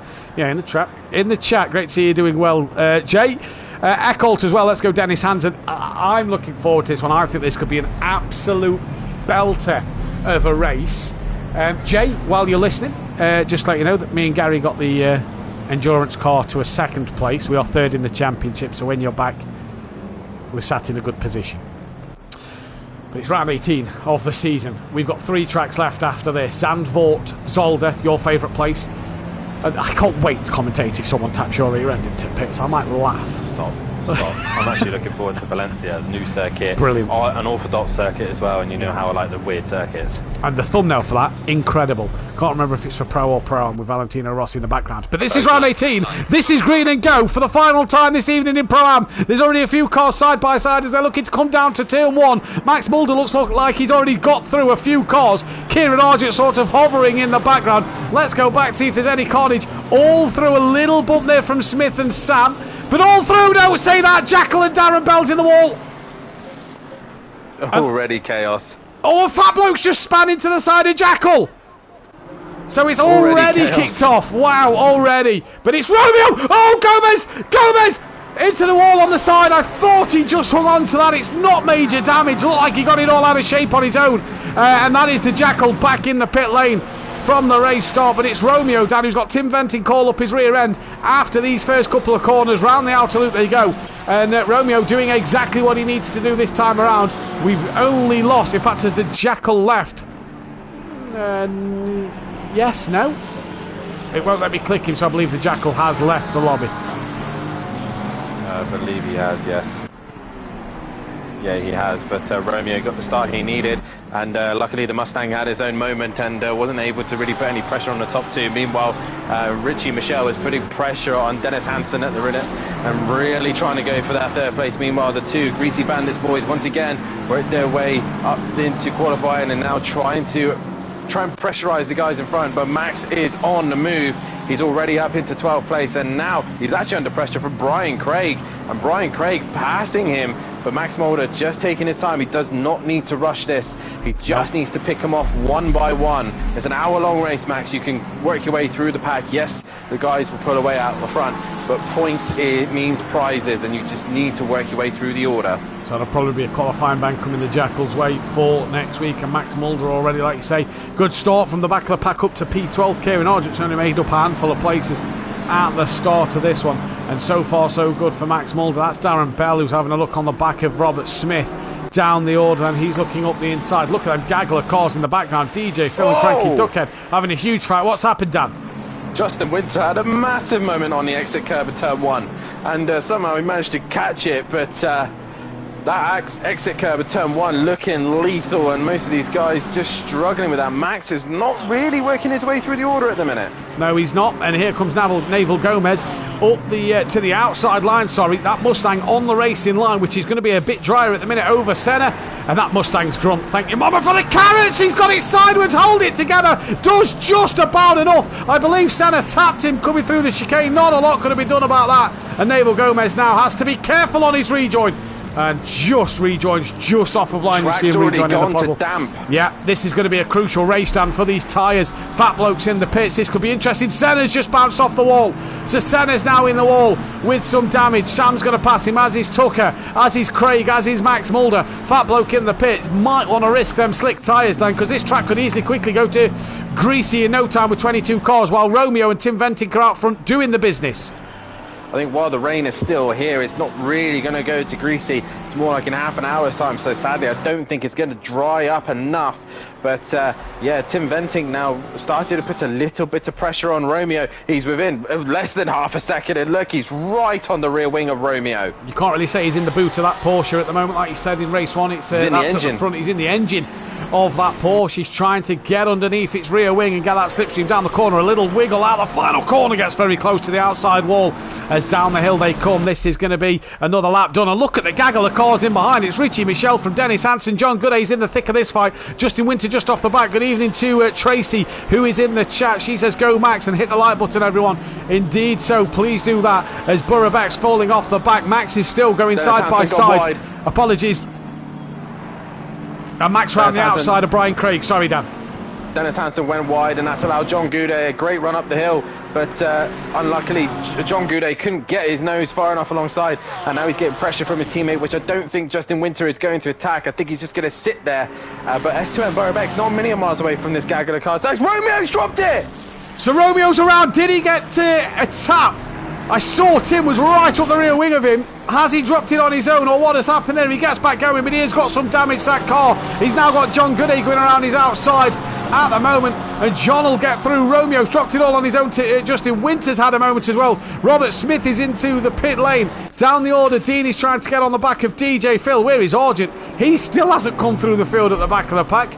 And we're seeing Naval Gomez able to get past cars, but we're not seeing Argent able to do the same thing. In fact, Argent's got damage on the back of Cranky Duckhead's Honda. Now trying to look for the inside line at the bus stop. He's got him very hot, and Cranky does not want a piece of that big Ford Mustang. I'm currently going back through the replays and just seeing what actually happened to Romeo and Tim. See if there was contact involved. But yeah, Tim... just looking at the replay as well, Tim's just slowly been creeping onto the back of him bit by bit, and they've been looking for the dry stuff, and no contact made. Romeo dropped it all on his own. Oh, there we go. Tim hit him quite hard as well, so probably decent damage on Tim's car. Well, let's keep our eyes on Richie Michelle and the gap he's going to pull down, although Tim's got the benefit of Richie Michelle being under pressure from everybody behind him. Burra Bex is now in that fight. Max Mulder trying to tuck up the inside line. In fact, now. Max has gone a bit slow. Max is boxing here. Is he going slicks? Oh, well, I thought Max had just stayed to the inside line, then was slow through the corner. I think this is a strategy from Max Mulder to go to the slick tyre early on in this race. I think that's what we're potentially about to see here, Dan. Fat Bloke's out of the pit. Robert Smith is in the pits. Fat Bloke's has just unlapped himself from Max Mulder and from Robert Smith a lap there. Oh my days, Argent's got huge damage once again. The highs of Hungaroring, the lows of Watkins Glen.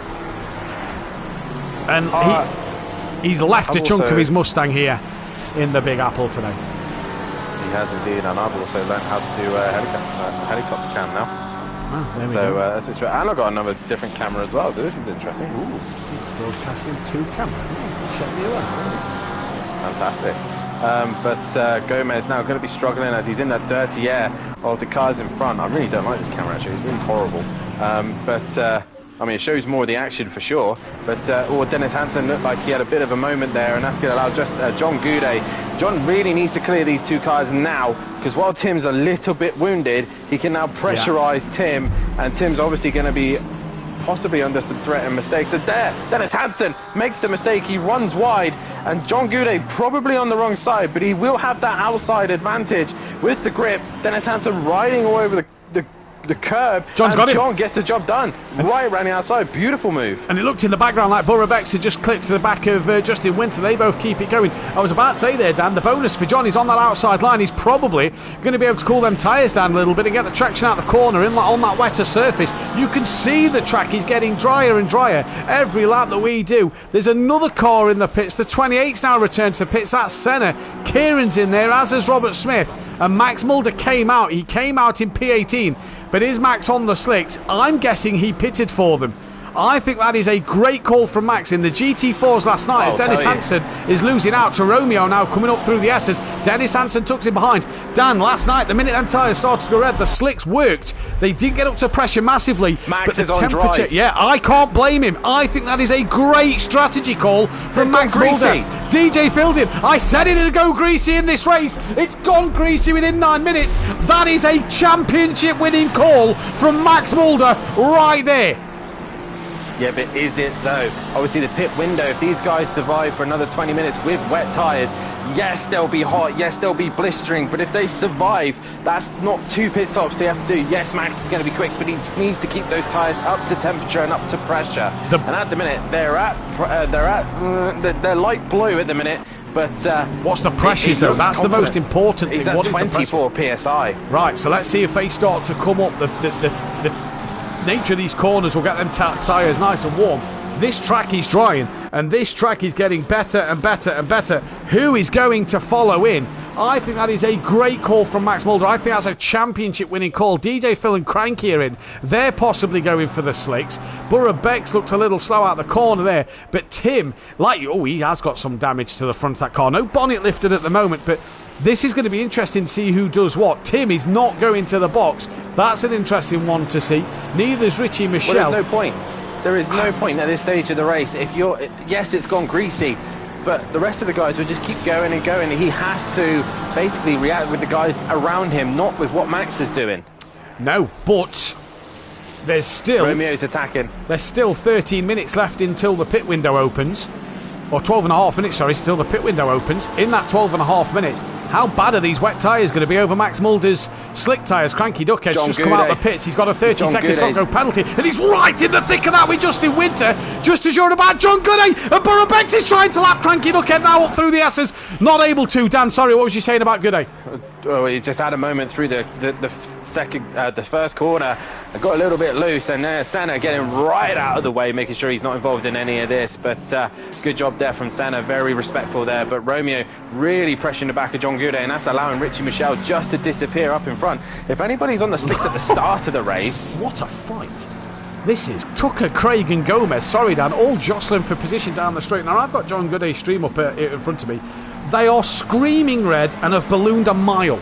Max Mulder will be so quick at the moment, or be in such a better position, not risking a puncture on his tyres as Gomez looks up the inside there of Craig, but it was just a little look. Max Mulder, fastest lap of the race. Dan, the change is now. The change is now. You've got a double pit. This is a 2 pit stop race. And who is that off in the wall? I think it's Senna. It is Senna. And John Goudet has lost out to Romeo and Dennis Hansen. So, what do? Do you keep going on the west to just make him survive? Look for the cold patches, look for the water, or do you pop in? And there we go, Cranky Duckhead has hit S2M Burrow-Bex. Contact there from the back marker getting involved. That's allowed Sam through. Burrow-Bex has dropped down, and now look, he's going to be in this pack of Sam and Tucker and Gomez and Craig, and look at Gomez trying to thread the needle through the middle of 2 of them, and he gets a move done. Now then, Tim stays out, Richie Michelle stays out, John's pulled the trigger, Winter's in as well, and Cranky Duckhead in for his stop go. So the Greasy Bandits pulling the trigger here. They've seen Max has gone quicker, and they're reacting. Max is in the final sector now, so he's got traffic though, John Andrews, so he's trying to clear John as quickly as he can, but on those wets, on those dries, he's just a little bit squirrely on the back of the car. Now he's onto the wet part of the circuit. He's now going to get back onto the dry, but he clears John Andrews. But yeah, Max is looking very fast at the minute. John Goudet into the pits for the wet tyre, and the dry tyre at this point. But Max is in the final corners now, so this is going to be incredibly close. This is going to be incredibly close. Telling you, Dan, Max is pulling a blinder here. It has changed. It has changed so quick. This race has become a 2 pit stop race. Tim is not getting them tyres at least another 10 minutes. There is no way he's going to get them tyres another 10 minutes. Max is coming. They've not dropped. They haven't dropped, and John's just dropped now. And Max Mulder, look at that. That is a championship-winning strategy from the Dutchman. And I think that is a fantastic call. I said it on the comms. I said he's pulled the trigger there. It's a 2 pit stop race. Why others aren't reacting? There's a yellow flag. That is car 38. That is Dean, who has had a moment up through the inner loop onto the outer loop. I think these tyres are going to be screaming Tim needs down. To react now. 100%. I think he's already going to lose out to Winter and Goudet. He's not reacting. He's staying out. He's staying out. Wow. The longer he stays out as well, the more and more those tyres will chew up, and they'll get slower and slower. Romeo and Richie Michelle are staying out. This is going to be critical unless they try and get themselves... Tim's looking for the water. When does the pit window open? It's 37 and a half minutes. They've got 9 minutes to go.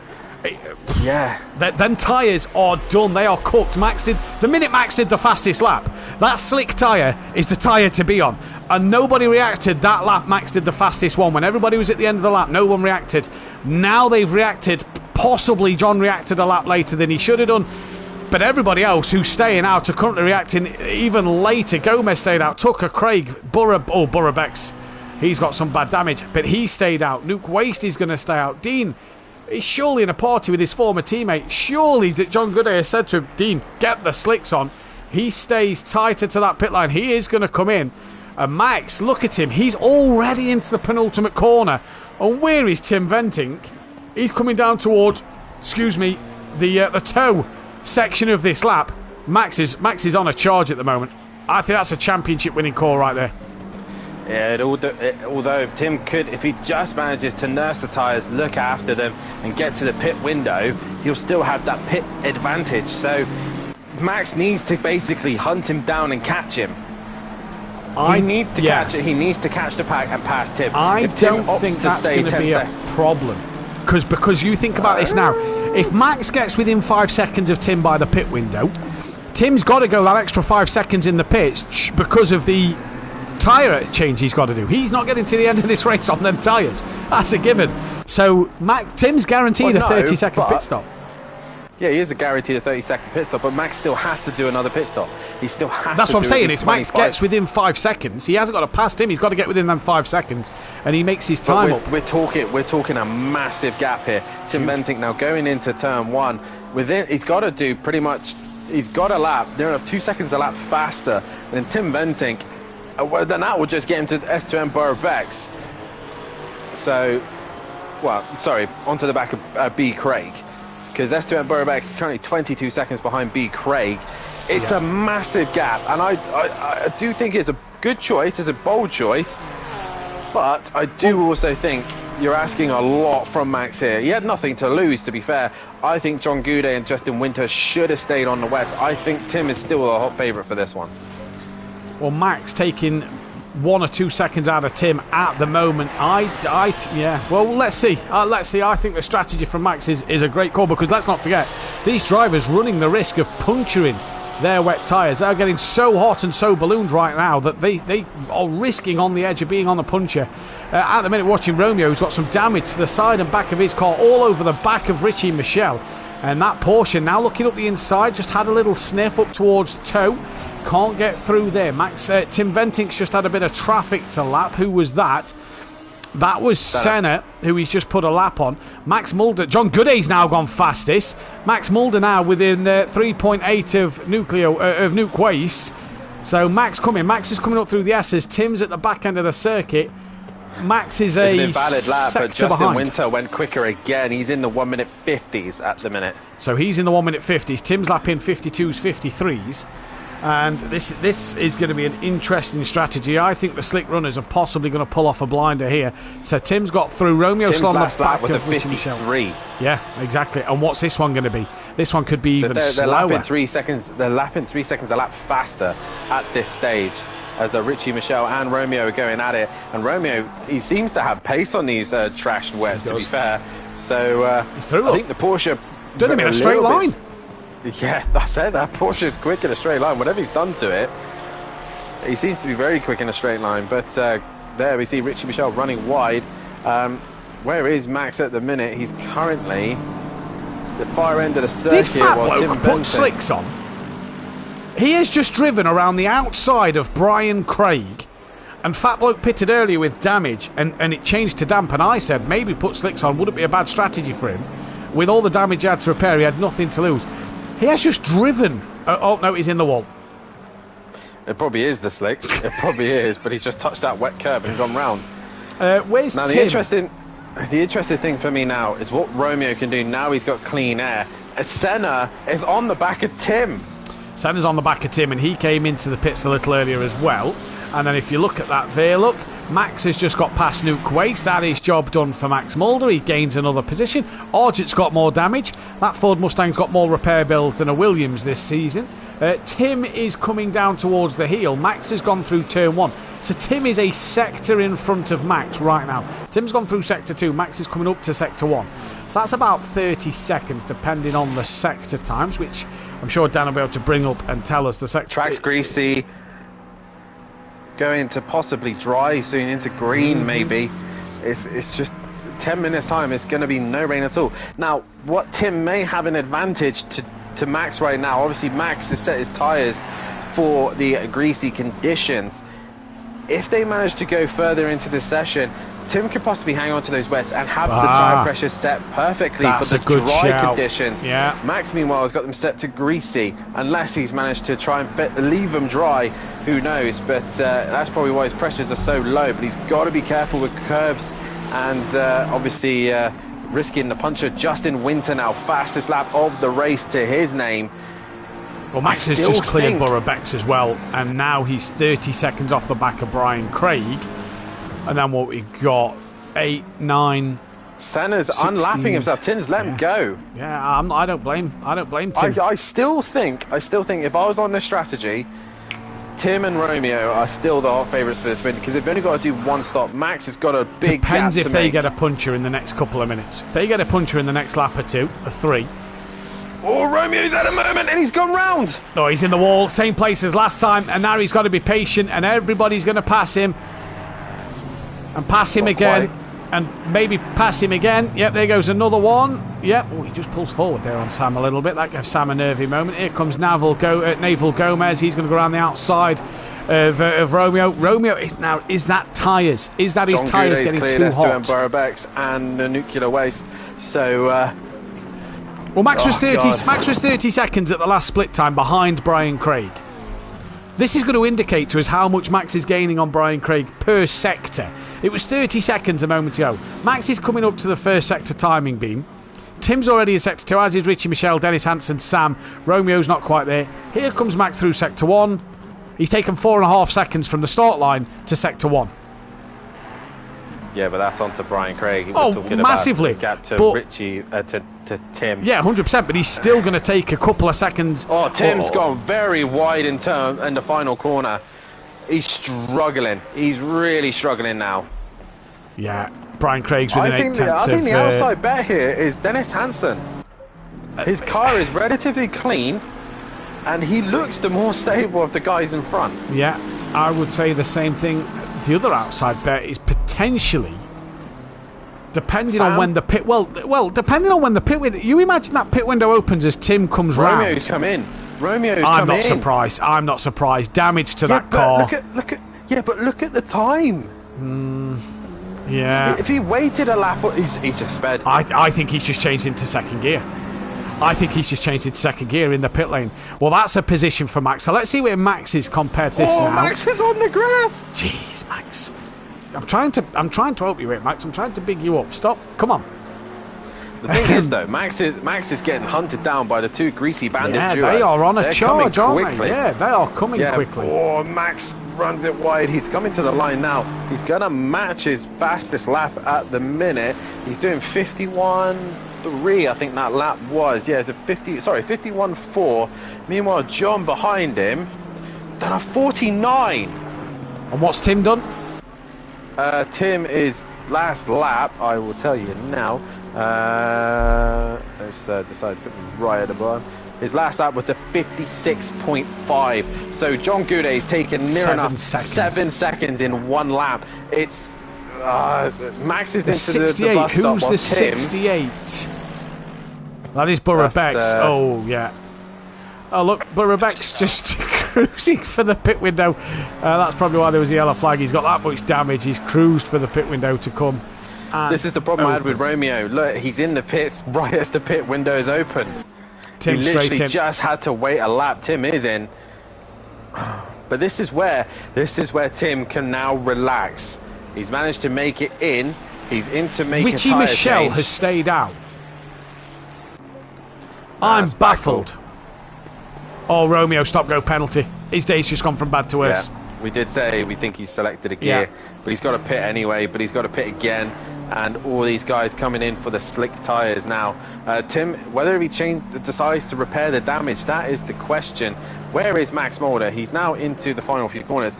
But a reminder as well, he has to pit within the pit window. I'd pit now. Yeah. If you've got clean air, you might as well just use it. If all these cars in front of him are pitting, you might as well use the clean air. Yeah. Let that bloke coming into the pit. You use the clean air. Use the clean air to make hay while you can. All of them are in the pits, and Tim Benting has not repaired the damage. Gomez has been dropped, but he's not gone green by the looks of things. He hasn't been dropped. But keep our eyes on that. Richie Michelle didn't pit. That's positions lost for him. He's going to lose out to Max massively now. Max, I think, is running second place net in this race. Tim's now got to get tyres up to pressure and temperature, and he's got to make sure that he's able to on this greasier circuit. I don't think Max is net second. I think Dennis Hansen is. Nope. Sorry, at the moment Max is second. Sorry, apologies is what I meant. At the moment, Max is second place, and it's where they're going to come out in this one that, for me, is going to be the... Track looks bone dry now. Yeah. Max, oh my God! He's pushing the limits here. John Goudet, though, is these two is can go to the him. very end as well. Navel speeding in the pit lane, stop-go penalty. That's going to end his hopes of a decent points finish in this second race. Was going well as well, was Navel Gomez. What a shame for him. Yeah. Where is Tim Benting after all Richie this? is just staying out. His race is done. He's 41 seconds ahead of Max. But I don't care who you are. Max is going to close that gap. Finally gone bright green. Yeah. It's taken this long for them to get bright green, and he's currently 7/10 up his best. And yeah, he's looking very quick at this stage now. Max is starting to pump the lap times in, as John Goudet, though, is there. But the problem is, they lose a pit now to Tim Benting. It's a very weird strategy. Yeah, this I is. don't think their race is Tim Benting. I think their race is pull over Dennis Hansen and Sam for a podium. I think that's what their race is now. I think leave Tim. They need to leave this pit window the last minute. 100%. The very, very last minute. And they need to come in, stop, and go. Dennis Hansen and Sam are looking like they're very good for a podium at this stage, but they've got to get to the end. Because I do think Max now with clean air, and also John Goudet. John actually catching Max quite a bit there. Not sure what happened to Max. Max is up. Max is up by 2/10, so John must have had an absolute flyer of first sector, and he's flashing the lights at Max. Yes. Oh, he's getting a little bit confident here. Is John Goudet, a bit of a flashy. Track's green, Dan. Track is dry, so the shower's just still there momentarily, but the track is now green, so it's going to start to rubber in. We're probably not going to see an optimum circuit, but we are going to see a fast circuit. That will be what we're going to see in this one. And this is going to be an interesting one to see who does what in this race. Stop-go penalty for Kieran Argent. After he's put in the chat, what can go wrong has gone wrong. You didn't expect a stop-go, though, Kieran. Yeah, that has gone wrong. And Max Mulder, meanwhile, he's 8/10 up on his best. But John Goudet is right on him. And also, they've took about what was the gap? 41 seconds to Richie Michel at the start line. Yeah, gap's 31. Richie now Michel in. He's ruined that. Where's he going to come out here? He's going to come out so far behind, not necessarily a pit stop behind, but these two on the pace they've got now, they're going to be flying. Navel Gomez in, Dean is in. Dean's left that late. John Andrews, if he's not on the slicks, he needs to get in. As does Darren Bell. As does John Romeo. Andrews is off. John Goudet nearly hit him, and how has he not hit the wall? John Andrews is blocking the pit entry here. He can't move neither. He has now. Now he's got a bit of clear track. He couldn't move because of everybody coming through, but he does now. John Goudet dropped off the back of Max Mulder just a little bit here then. But yeah, Richie Michel in, and look at the amount of time he's going to lose. Justin Winters through, Tim's through, Dennis has gone through. No, he's not yet. Tim Benting, fastest lap. Tim Benting now is on the pace, and this is what I mean. They're not likely to catch Tim or pass Tim now. No, their race is Dennis Hansen. That's where their race is. Yeah, and at the minute I think it's going to be close. It's going to be very, very close. They really do need to spread this stint out as far as possible. Yeah, their race is Dennis Hansen for sure. Sam, I think they're going to have easily covered. It depends on where Dennis Hansen come out over Richie Michel. We'll see that gap in a moment. That gap's saying 40 seconds. Yeah, so he's 20 behind Tim. He's 24 behind Justin Winter. He's about 26 behind John. So let me load up my little thing that I have, and I'll be able to roughly tell you what the loss for a pit stop is. John Goudet looking very good in that middle sector. That's where he seems to be finding the time on Max at the minute, and he's really close to the rear of him coming into the final few corners here. So John possibly eyeing up an opportunity to pass Max, and that will get him net second. So time loss for a tyre change is 62 seconds. You knock 5 seconds off for that if they just do, you know, a regular pit. Max is in. Max is in. So Max is coming in for his normal stop. So if you take 5 seconds off, that's 58 seconds in and out, plus your 25-second pit stop. That's what John needs. yeah, this is what's really going to tell how this is all going to unfold. Now, Max is in the pits. Dennis Hansen is in the final few corners, and Max hasn't even got to his box. Sam is now in the final few corners. I think it's still going to be a lot to ask from these guys to catch him. It's going to be a lot. I like the boldness of the strategy. You know, you've obviously gone for that gamble of everybody going into pit. I quite like that from Max and John and Justin. I think it's a bold strategy. Tim as well played a bold strategy by, you know, he could have risked a puncher, and if he gets a puncher in this race, you know, and does have to pit then just as the pit window opens, like we saw Romeo, that's you know, you're on the same strategy then as Max and John. So bold either way you look at it, Dan. I liked it from Max. Where's Max going to come out? That's going to be the question. Sam's through, Richie Michelle's through, DJ Phil's now in. Max has finally gone. Yeah, Mark Tucker and Brian Craig, who are side by side over the start line. These two have raced each other all day.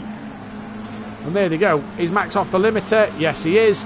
Max has came out P7. So my question here is now, Max has come out and he's now got a very, very big gap to make. And I think, like I said, it's too big a gap to make. Do you think John Goudet and Justin Winter may have panicked seeing Max's lap time and reacted way too earlier than they should have? Because they were in the top 5 comfortably. Yes, but it depends on how you feel as a driver, doesn't it, with them tyres? They're both coming in now, it looks like. If I was John and Justin, I'd have gone to the very end of the pit window. Oh, Justin's Justin in Winter. quick. Yeah, that's quick. If I was John and Justin, I'd have gone the extra 5 or 6 minutes there. I don't think I'd have pitted that early. Either way, they have.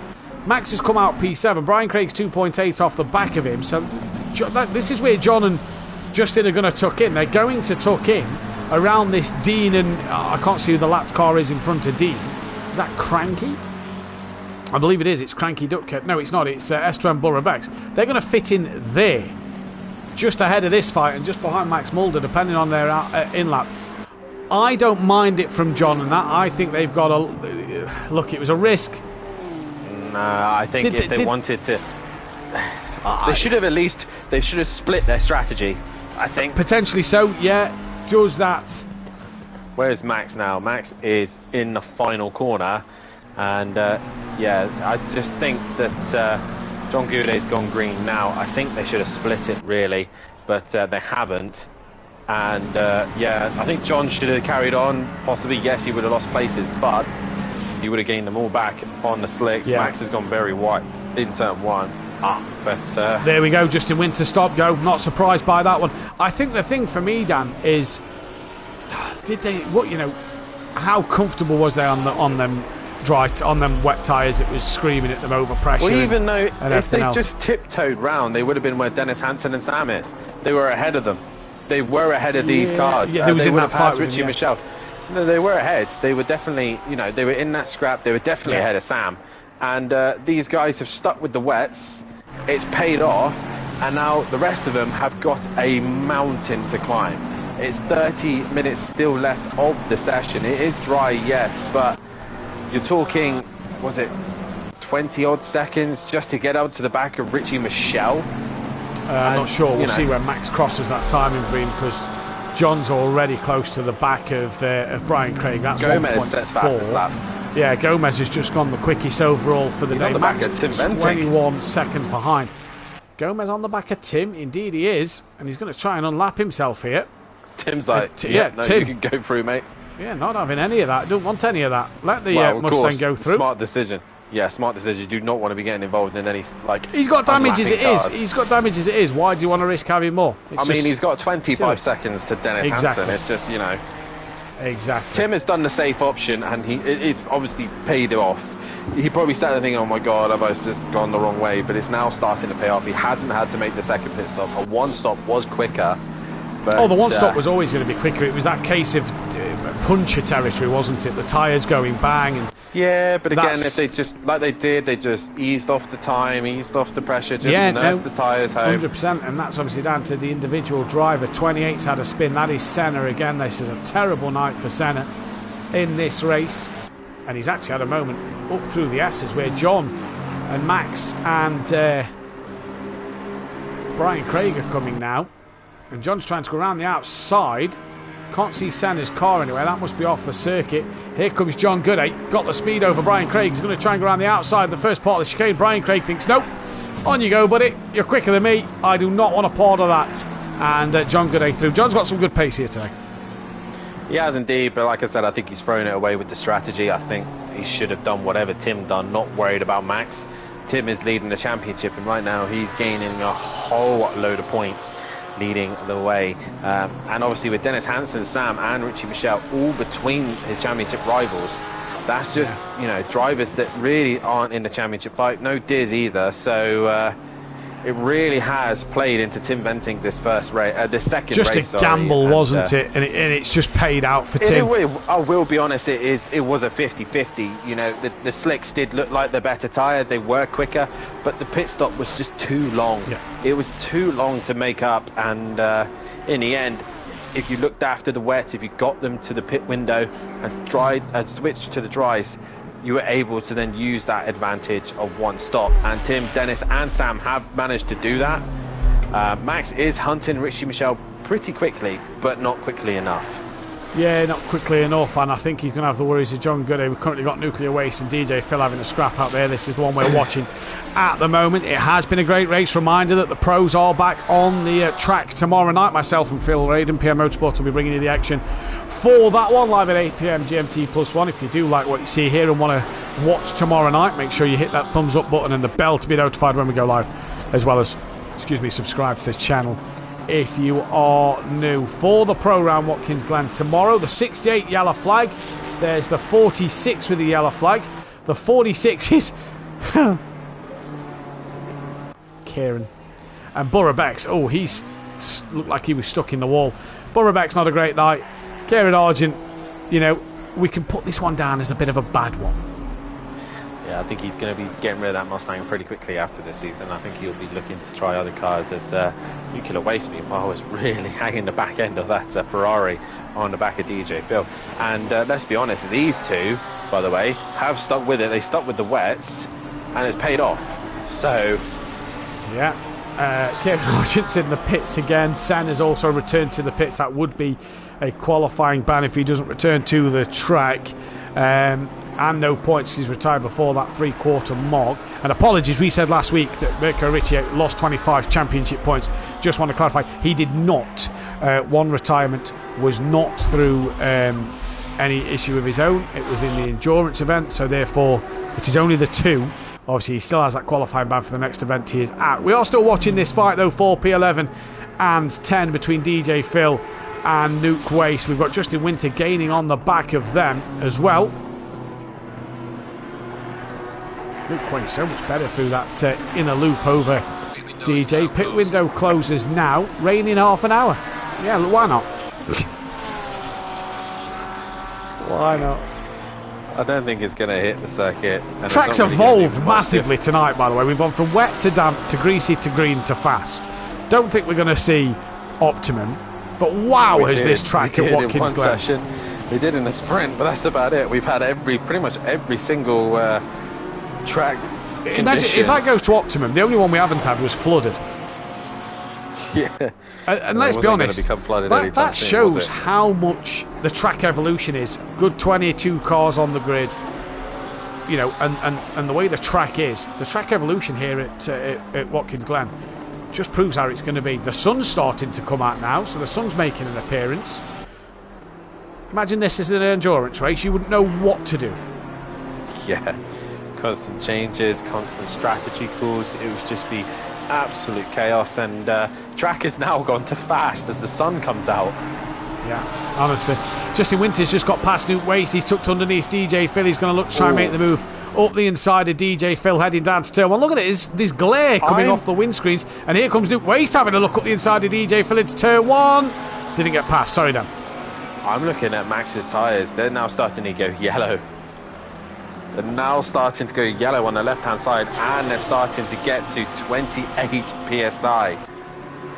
As John Goudet has brought the gap down to 2.2 seconds, and look at that beautiful sunshine. I'm not sure what John's tyres are like, but 28 PSI is pretty much where Max is sat. John's and nowadays bang on, nice and green, bang on pressure. So I think what you said Yeah, but what earlier was pressure? bang on.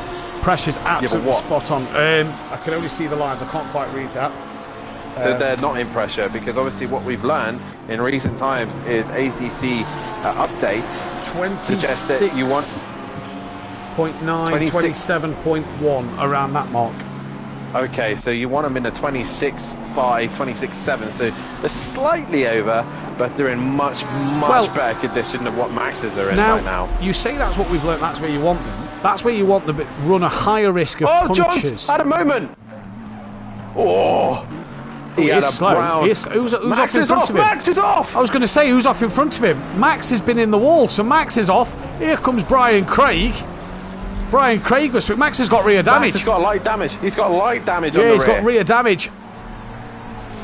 We'll get back to the tyres in a moment. We'll get back to Nuke Waste and DJ Phil a second. In fact, Nuke Waste has got past him, so that's that one ended. But Max, well, game over. That's more points for Tim Venting, and now points for John Goodate again. But go back to the tyres. Sorry, go on, Dan. Tim Venting's gone purple, and he's passed Gomez again. And Gomez is really...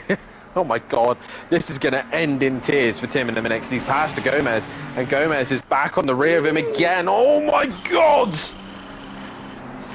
Gomez either needs to back off, or Tim needs to just let him disappear. Tim's got a lot of trust in Gomez there, let me tell you. He's had got a lot of trust. Jeez. Back to the tyres though, Dan, like we've figured out, yes, the ideal pressure's 26.7, but you run a higher risk of a puncher. You can run them at 27.6 and run less. That's kind of the window between there. The lower you run, the higher risk of a puncher if you get the message of, loss of pressure. Less risk if you run that 27.6. But again, what's the performance? Possibly performance swings the way better to the 26.7 psi pressure. So it's a tough one to call, because you're in that window of 1 whole psi. Do you run the risk of maybe being a little slower but less risk of a puncher, especially in an hour-long race or in an endurance race? Whereas in the sprint, you run close to that 26.7 and run that higher risk of a puncher, but it's 20 minutes. You're not really going to get one. Yeah, I think the 26.9 is where I tend to just run my tyres. 26.8, as close to that as possible. But yeah, it all depends on the driver. I've recently learned that the 26 point area seems to be the best grip and the less likely to drop it. But Dennis Hansen, meanwhile, 30 seconds off the lead, and Sam started to catch him here. Sam has started to catch him, and Max Mulder, take the strategy out of it for a second, hasn't looked comfortable tonight. Let's say that. No, he hasn't, and he didn't look comfortable in the GT4s either. I don't think it's his circuit, and he's having another moment on the exit of the toe, yeah. And Tucker's catching him. Tucker is catching him, and we've just watched him on board for this lap, and just a few twitches here and there. Now, whether that's a light damage on the rear, just playing a part of it, but he has not looked comfortable in his McLaren. And do you know what? This is one circuit I can say that the McLaren hasn't looked a great car. No, but Dennis Hansen, meanwhile, has made it look like a good car. Well, tomorrow night, Michael Eckhart goes and smashes 2 race wins. Or Overtaker, yeah. Or Clouden or Ben, 4 very capable McLaren drivers. That's the point as well. We've got a new driver on the grid. What is? He'd have done it on SimGrid. Let me find out. We've got a very good driver joining us tomorrow night. Porsche, I believe, is what you're talking about. Yeah, Will Freeman. Let's take a look. What did he sign up with on SimGrid? Because I forgot to ask him. But he did sign up Porsche. there, so he'd have picked his own car. Yeah, Porsche 992. So Porsche could get another win. Let's see. Oh, now you're putting pressure on him. Wow. Starts at the very front for race 1. Exactly. Mark Tucker within a second of Max Mulder now, Dan. Yeah, so Max is struggling. He is indeed. Just going to go down to Kieran Argent and Bora Bex. Sorry, near enough every lap that Max has done, he's invalidated it, and his last lap was a 50.7. He's lifting and he's twitching like mad at the minute. Yeah, he is indeed. It's not been the night for Max Mulder. Senna has come back out on circuit, so that will not be a quali ban. Oh, what an absolutely crazy night. Look at the sunshine. It's absolutely beautiful here now.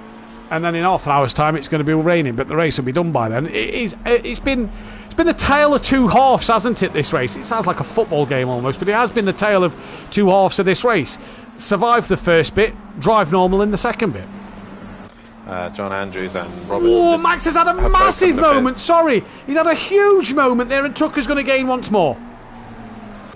Yeah, he is indeed. Max just pushing the limits here, and I think, right now Tim is going to struggle right now to do anything about the cars in front. Well, let's wait and see what happens. There is 14 minutes left in this race. Max just being able to stay that 1.2 ahead of Tucker right now. Borough-Bex has got Argent within 7/10. Argent's a little wide through there. They've got Senna behind them, but Senna's 2 laps down on them. So that isn't going to be anything for Senna in that one. Argent and Borough-Bex, they've been in the wars tonight. Senna's just bounced off the wall. These two have been in the wars tonight. And, just waiting. Oh, Argent, that is running the track limits. Which is one thing we've not really had to discuss tonight, really. To be fair, the track limits, it's been pretty good. Yeah, it has been decent from these guys. Conditions. This is where more likely it's going to start to creep in as Mark Tucker once again gets even closer to Max Mulder at the minute. I seem to have lost all sound to my game, so I don't know if you can still hear me, Matthew. I hope yeah, so. We still have you down. Okay, I must be having any of the game whatsoever. Here comes Argent. He's going to have a look on Borough-Bex. Kieran Argent down that back straight towards the inner loop. Argent's going to come down the inside line. Later on the brakes into the inner loop. Argent all over the curbs. Gets it horribly wrong. Onto the circuit once again. And then him and Borough-Bex both into the wall without making contact with each other. So... their nights have gone from bad to worse. Borough-Bex still stationary. Yeah, bless them. It's not been the night for them, but where it's been a bad night for them, it's been fantastic for others, especially for the likes of Dennis Hansen, Sam, Richie Michelle, John Goudet, and Brian Craig as well. So, has Sam been on the podium this season? I don't believe he has. No, he hasn't. Highest finish of 5th. Where's Fat Bloke? Fat Bloke, remember, lap 1 was in the pit lane because of damage. It's 15th, so he's not going too bad. Robert Smith's back in the pits. Borough-Bex returns to the pits. Yeah. Not gone well at the minute for some of these drivers tonight, but hey, they can look back and reflect. And well, Kieran Argent thought Watkins Glen was a nightmare to turn that Mustang left and right. He's got to go to Zandvoort next week. That is going to be hell for him. Yeah, it is indeed. I think the Mustang is really going to struggle there. I've currently just had to leave the game a minute, see if no problem. it's the game or my headset. But Mark Tucker's within 3/10 of Max Mulder. Apologies, Dan. Max is on the grass a little bit, coming through the outer loop. Mark Tucker is now right there. Max has got even more damage from somewhere, so Max has hit something else, and he's got damage now on the left-hand side of his car. He has scraped something. Mark Tucker now right on the back, and this is exactly what Tim will be wanting at the minute. The gap in terms of points. Tim will score 56 because of that fastest laps. Max at the moment will only score 30, so that's a 26-point swing. That'll take the gap down to... a 26-point swing. That'll take it down to 71 points with 339 left to play with. Tim is reeled Max in today. John's also going to gain a load on Max. Yeah, he is as well. Obviously, race 1 helps him, and this race now will help him out as well. So as I get myself back into the lobby, thankfully, and it's all working lovely now. Big twitch, Max Mulder. Big twitch again, Max Mulder. So as for Borough-Bex, and Senna has just returned to the pit lane as well. He is another driver who has had an absolute nightmare. Them two will need to come out of the pits. That'll be a retirement if they don't. John Andrews is... Oh no. Ooh, Brian Craig nearly in the wall. John Andrews, stay still. I beg of you, stay still. Okay, he's reversing into the wall. Max Mulder's coming to the hill. Oh my God. No, John's move. Romeo's round. Oh, John Andrews there he could have just waited for that window, but he didn't. And Romeo's come off a lot worse from it. He was ahead of Dean, and Dean's got back ahead of him. Yeah, and Fat Bloke's gained on him as well. That could be huge for Fat Bloke. Meanwhile, Tucker has got past Max Mulder. So that's more points than Max Mulder will lose now. Yeah, Max actually lost it, I think, in the bus stop, possibly reacting to Romeo going... sorry, not Romeo, John Andrews, and just trying to skip back on his stream. Yeah, so Tucker got the run up the hill and just out-dragged him. Completely out-dragged him. Did Max possibly have a bit of a bigger lift than Tucker then coming up the hill? I'm watching the stream now, I'm just having a look. Gomez is at the outer loop, so that's going to be, that's going to be one for Gomez to possibly... He even had a slide going up the hill. He had a slide going up anyway, so he had a snap.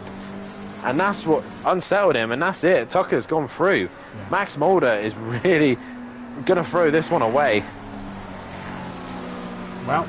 And he's going to have to come back stronger at his home circuit. Well, the 31's off now. That's cranky duckhead. And really, these drivers down the order have had a nightmare night. He's gone off. He's got huge damage on his car. And he can't even get that one back going. The 53's coming around. Who's the 53? Oh, no. Oh, pulls it out the way just before DJ Phil gets there. Good job, because that would have been a ticket. But the last 10 minutes and these drivers are starting to struggle. Maybe the tyre pressures have gone a bit too far now, and they're all starting to struggle. Yeah, possibly so. It's been an interesting night, that's for sure. Sam's got within a second or up to a second of Dennis Hansen here, Dan, just proving that the McLaren, not a great car around here, and the Aston we saw was getting the big bop with the Mercedes in the Audi, and possibly why. Dennis Hansen doesn't look like he's put a foot wrong, but that Aston just looks stronger than the McLaren at the moment. Sam able to carry much more corner speed through that final corner than Dennis Hansen, and down the start line they come now. To start the 27th lap, he's pulled another 4/10 in the final sector. Dennis very slow through turn 1, and Sam just creeping onto the back of him. John Andrews into the pits. I assume Cranky's possibly going to drive into the pits when he gets there. And there is all sorts of chaos here. Kieran's got ahead of John Andrews as well, so that's another place for Kieran Argent that he's made up. And can try and head after Robert Smith, but I doubt it. Look at Sam now. That is no longer 6/10 of a second. He is right up the rear wing of that McLaren. Within 2/10, backs out a little bit, not as brave through the inner loop. Dennis Hansen gets it on the grass, so now Sam's going to try and tuck underneath. Try and hold a tighter line through the outer loop. And this Aston Martin looks a lot better than the McLaren at the moment. It does indeed, and also while that's going on, Max Mulder's catching Mark Tucker again, so he's right on the rear wing of him once again. But right now, Sam is the one on the move, and Dennis Hansen struggling at this stage. And Sam's all over the back of him, but can't find a way through. I think in any moment's time, we should be able to go to optimum, I think, because there's loads of marbles on the side of the circuit. Yeah, there's a few developing, so let's see if it does go to optimum at the very end of this race. That'd be absolutely brilliant. Sam, though, does look like he's got the better of. Max Mulder's within 3/10 of Mark Tucker. Let's just jump down to that fight a second. That is Senna being lapped once more, so Senna's come back out onto circuit. I believe Burrow-Bex has stayed in the pit lane. Max not able to get through as of yet. So Tim Venting leads this race from Dennis Hansen, from Sam, Richie, Michelle, John Goodey. Then it is Brian Justin Craig. Winter has stolen fastest lap back. Interesting. Romeo's on the back of Fat Bloke, so Fat Bloke's got ahead of Romeo. More points for Team FBR. Oh my God, Max, Jesus. He's right on the rear wing of Tucker, bouncing all over the curb. He is trying to go round the outside. I think that was a slight tap, and he's lost the rear a little bit.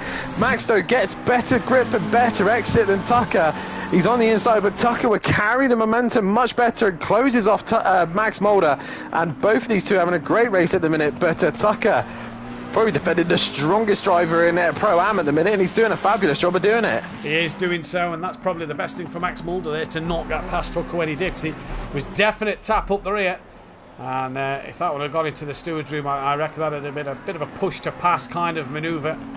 But Max Mulder stays behind. He's got to now try and go at it again. Remember the last time he was this close to a driver? That was Kieran Argent, final corner of Hungaroring. Into the wall went Kieran. He's just got a little too close. He's got very close now. Pulls right that inside line. All over the marbles. Mark Tucker, though, has a better straight line advantage over Max Mulder. Holds his line down in towards turn 1. Going to make it a little tight for himself. Max tries to brake earlier and Tuck underneath. Max gets a better exit, but that doesn't mean anything close. so far. He's too close, been up to the S's. He's on the inside, then the outside. Max is looking each way to Sunday. There's probably, I tell you what, Dan, this could end up in tears. Or it could end up in brilliant driving from the pair of them, but Max just not able to find a way. And Dean's catching them in the background. Dean is flying along behind them. It's a shame that Gomez is too far behind, because he would have been in this fight. And Max has turned the lights on. No, John Andrews! Oh, he's done it again! Who's he hit? He's hit Dennis Hansen. He's rolled back into the path of Hansen and Sam. Sam's got through. Now Richie Michel's going to get past. Oh my God. He's got to put it on the brakes. Sam gets through. Tucker's bouncing all over the curb. That could really help John Gooday to maybe get a podium. Max to the outside of Toe again. I think because of Max's damage, Dan, and maybe his tyres being a little too hot, he's flashing Tucker, but I think Tucker's got the better straight line speed and better traction out the corner. Tucker can afford to be slower through the corner because he's just pulling out of it better than Max Mulder at the moment. Sorry. No, you're fine. Sam has now got to defend from Richie Michel. Dennis Hansen has got a ruined front end on that McLaren. That is awful. And John Gooday, I reckon John will be on the back of him by the end of this race. There is a yellow flag. Cranky Duckhead's back into the pits. John Andrews back into the pits. Senna still in the pits. Borough Becks. That's possibly a retirement for Borough Becks in this race. I know he's had a lot of damage, possibly that he's repaired. He'll need to come back out on track to finish this one. But look, Max gets closer under braking, closer mid-corner. Then on the exit as he clatters turn 1 and off he goes and nearly goes into the wall. That's probably going to put to bed this battle. Yeah, that definitely was not an advantage right there. That was definitely a loss, if anything. Once again, John Andrews causing chaos here, and Richie Michel is on the rear wing of Sam, who's got damage. Dennis Hansen is trying to survive, but I think he might just be able to do it. Depends how much damage. It looks horrendous, actually. I don't know. John Gooday is catching him. Sam's just lapped. Sorry, Dan. Sam's just lapped Argent. Argent's bonnet's lifted again. he's had a terrible night as Argent. Yeah, he's not had the best night, but either way, he's going to be happy to see the end of Watkins Glen. I'm thinking that actually the Ford should have been quite strong around here. It's gone dark. It's gone very dark. Clouds are rolling in. The rain is coming, but it's 10 minutes still to the rain. Oh yeah, the rain's not going to hit. John Gooday is in the final corner just as Hansen exits the final corner. Argent is now. Anything happened to Richie Michel or Sam? Anything happened between these two? And John Gooday's strategy was an absolute master plan. What a guy! No. No. Oh, I still Sam's think just the hit a slick tyre was Pirelli still board. stupid. I don't know if that's going to affect his car too much. Probably not. It's bounced the Pirelli board right out of the way. John's 5 seconds off the back of Dennis Hansen. Max is 1 second behind Mark Tucker. Now, if Dennis Hansen... Tim, for the championship, will want Dennis to finish ahead of Max for that championship. You know, Max, he won't want Max definitely to get 7th place. If he does, you know, that's, 35 points or 25 points he's gained over Max. Whatever, but yeah, Sam trying to hang on for a podium. Dennis Hansen now has got 3 seconds to John. Dennis just trying to get to the end. There will be 1 lap left, maybe 2, you know. There's Hansen. There is Hansen now, as Tim Venting will. Well, yes, there will be 2 laps. It just depends on how much Tim backs off this lap. I mean, what's the gap? It's monstrous. Oh, it's so comfortable. Yeah, he could literally just 46 yellow flag. That is Argent. Yeah, we'll go back to Richie Michel. He's had too many offs to report tonight as Kieran Argent. Dennis Hansen bouncing over the curb, and there goes John Gooday up into 4th place. Yeah, inevitable, wasn't it? Max Mulder back within a second of Mark Tucker. Oh, he was. I think Max has had another off. He's got damage. Yeah, I think he's had another off. So Max Mulder here with 2 laps to go. He's about to get lapped by Tim. He's about to get lapped by Tim. Where's Gomez? Gomez at the bus stop, so that's not going to happen unless Max stacks it even more and Tim decides to go, you know what, let's have another lap. But I doubt that one's going to happen. Richie Michelle within 6 tenths. You know Tim's probably sitting there thinking, I want to put a lap on my teammate. 100%. It's a statement. It's a statement. Yeah, a clear statement. Like I'm home. And Dennis Hansen pits. Oh, Dennis. He'd have had 1 lap to go to hang on to it. He'd have had 1 lap to go. That's going to give Max another place. Well, what a shame for Dennis Hansen. Brian Craig, P5 though at the minute. That's going to be a good one for him. Kieran Argett's keeping going. What is Tim going to do though? Is this going to be the final lap? Stop.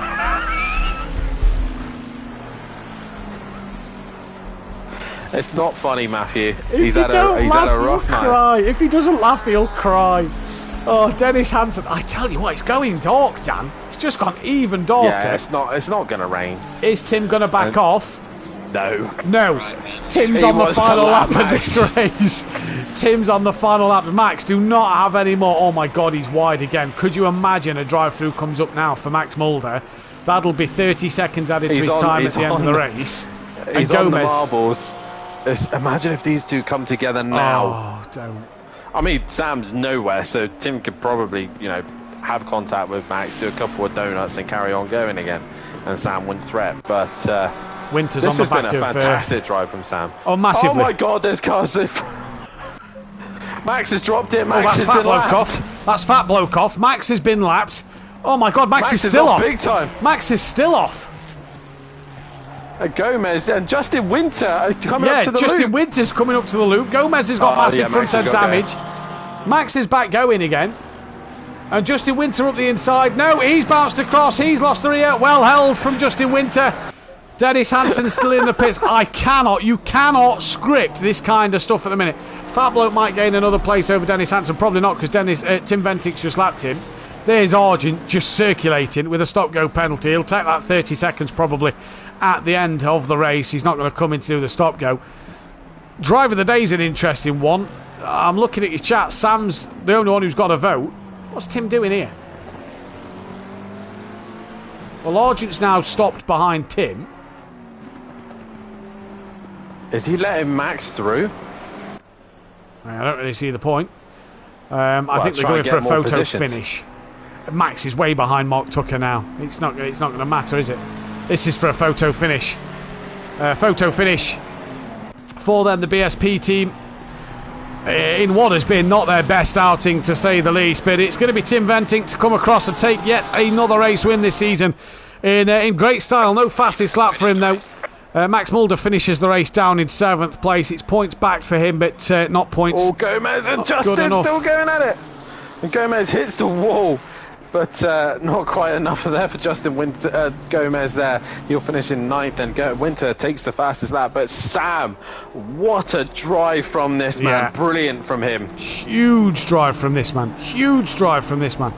Absolutely fantastic for him in this race. He's had a best of 5th. He's going to come across the line for 2nd. Not sure where Richie Michelle dropped off at the end, but 2nd place for Sam across the line. We'll have to jump in the other chat on the Discord for that one. We'll get that one sorted momentarily. 3rd place for Richie Michelle. John Goody, he's a little bit further back. He's not miles back, to be fair. A couple more laps and John, I reckon, would have been on the back. 4th place, so great strategy from John Goody in this race. Huge gap then back to Brian Craig, who's going to take 6th place, it looks like, ahead of his teammate Mark Tucker. DJ Phil, he's 11th. Dennis Hansen didn't finish this race but was still in the pits, doing a pit stop in 12th. Here comes Brian Craig for that P5. Great result for Brian Craig as well. P5, P6 for his teammate Mark Tucker, who's coming through now. Borough Becks, that'll be 20th, but it'll possibly be a retirement due to not finishing the race. Bell finished down the order. He finished 13th. No, they won't, because drivers have left the lobby, so we're going to have to work that out at the end of the night. But one thing we can say, Mark Tucker comes across for P6. Who are we waiting on? It's Dennis Hansen. He's in the pits, but he hasn't got going again. But he still finished 12th after all of that. But, right. So while we do that, let's jump into the Discord box. I'll swap my microphones around and we will join you in there.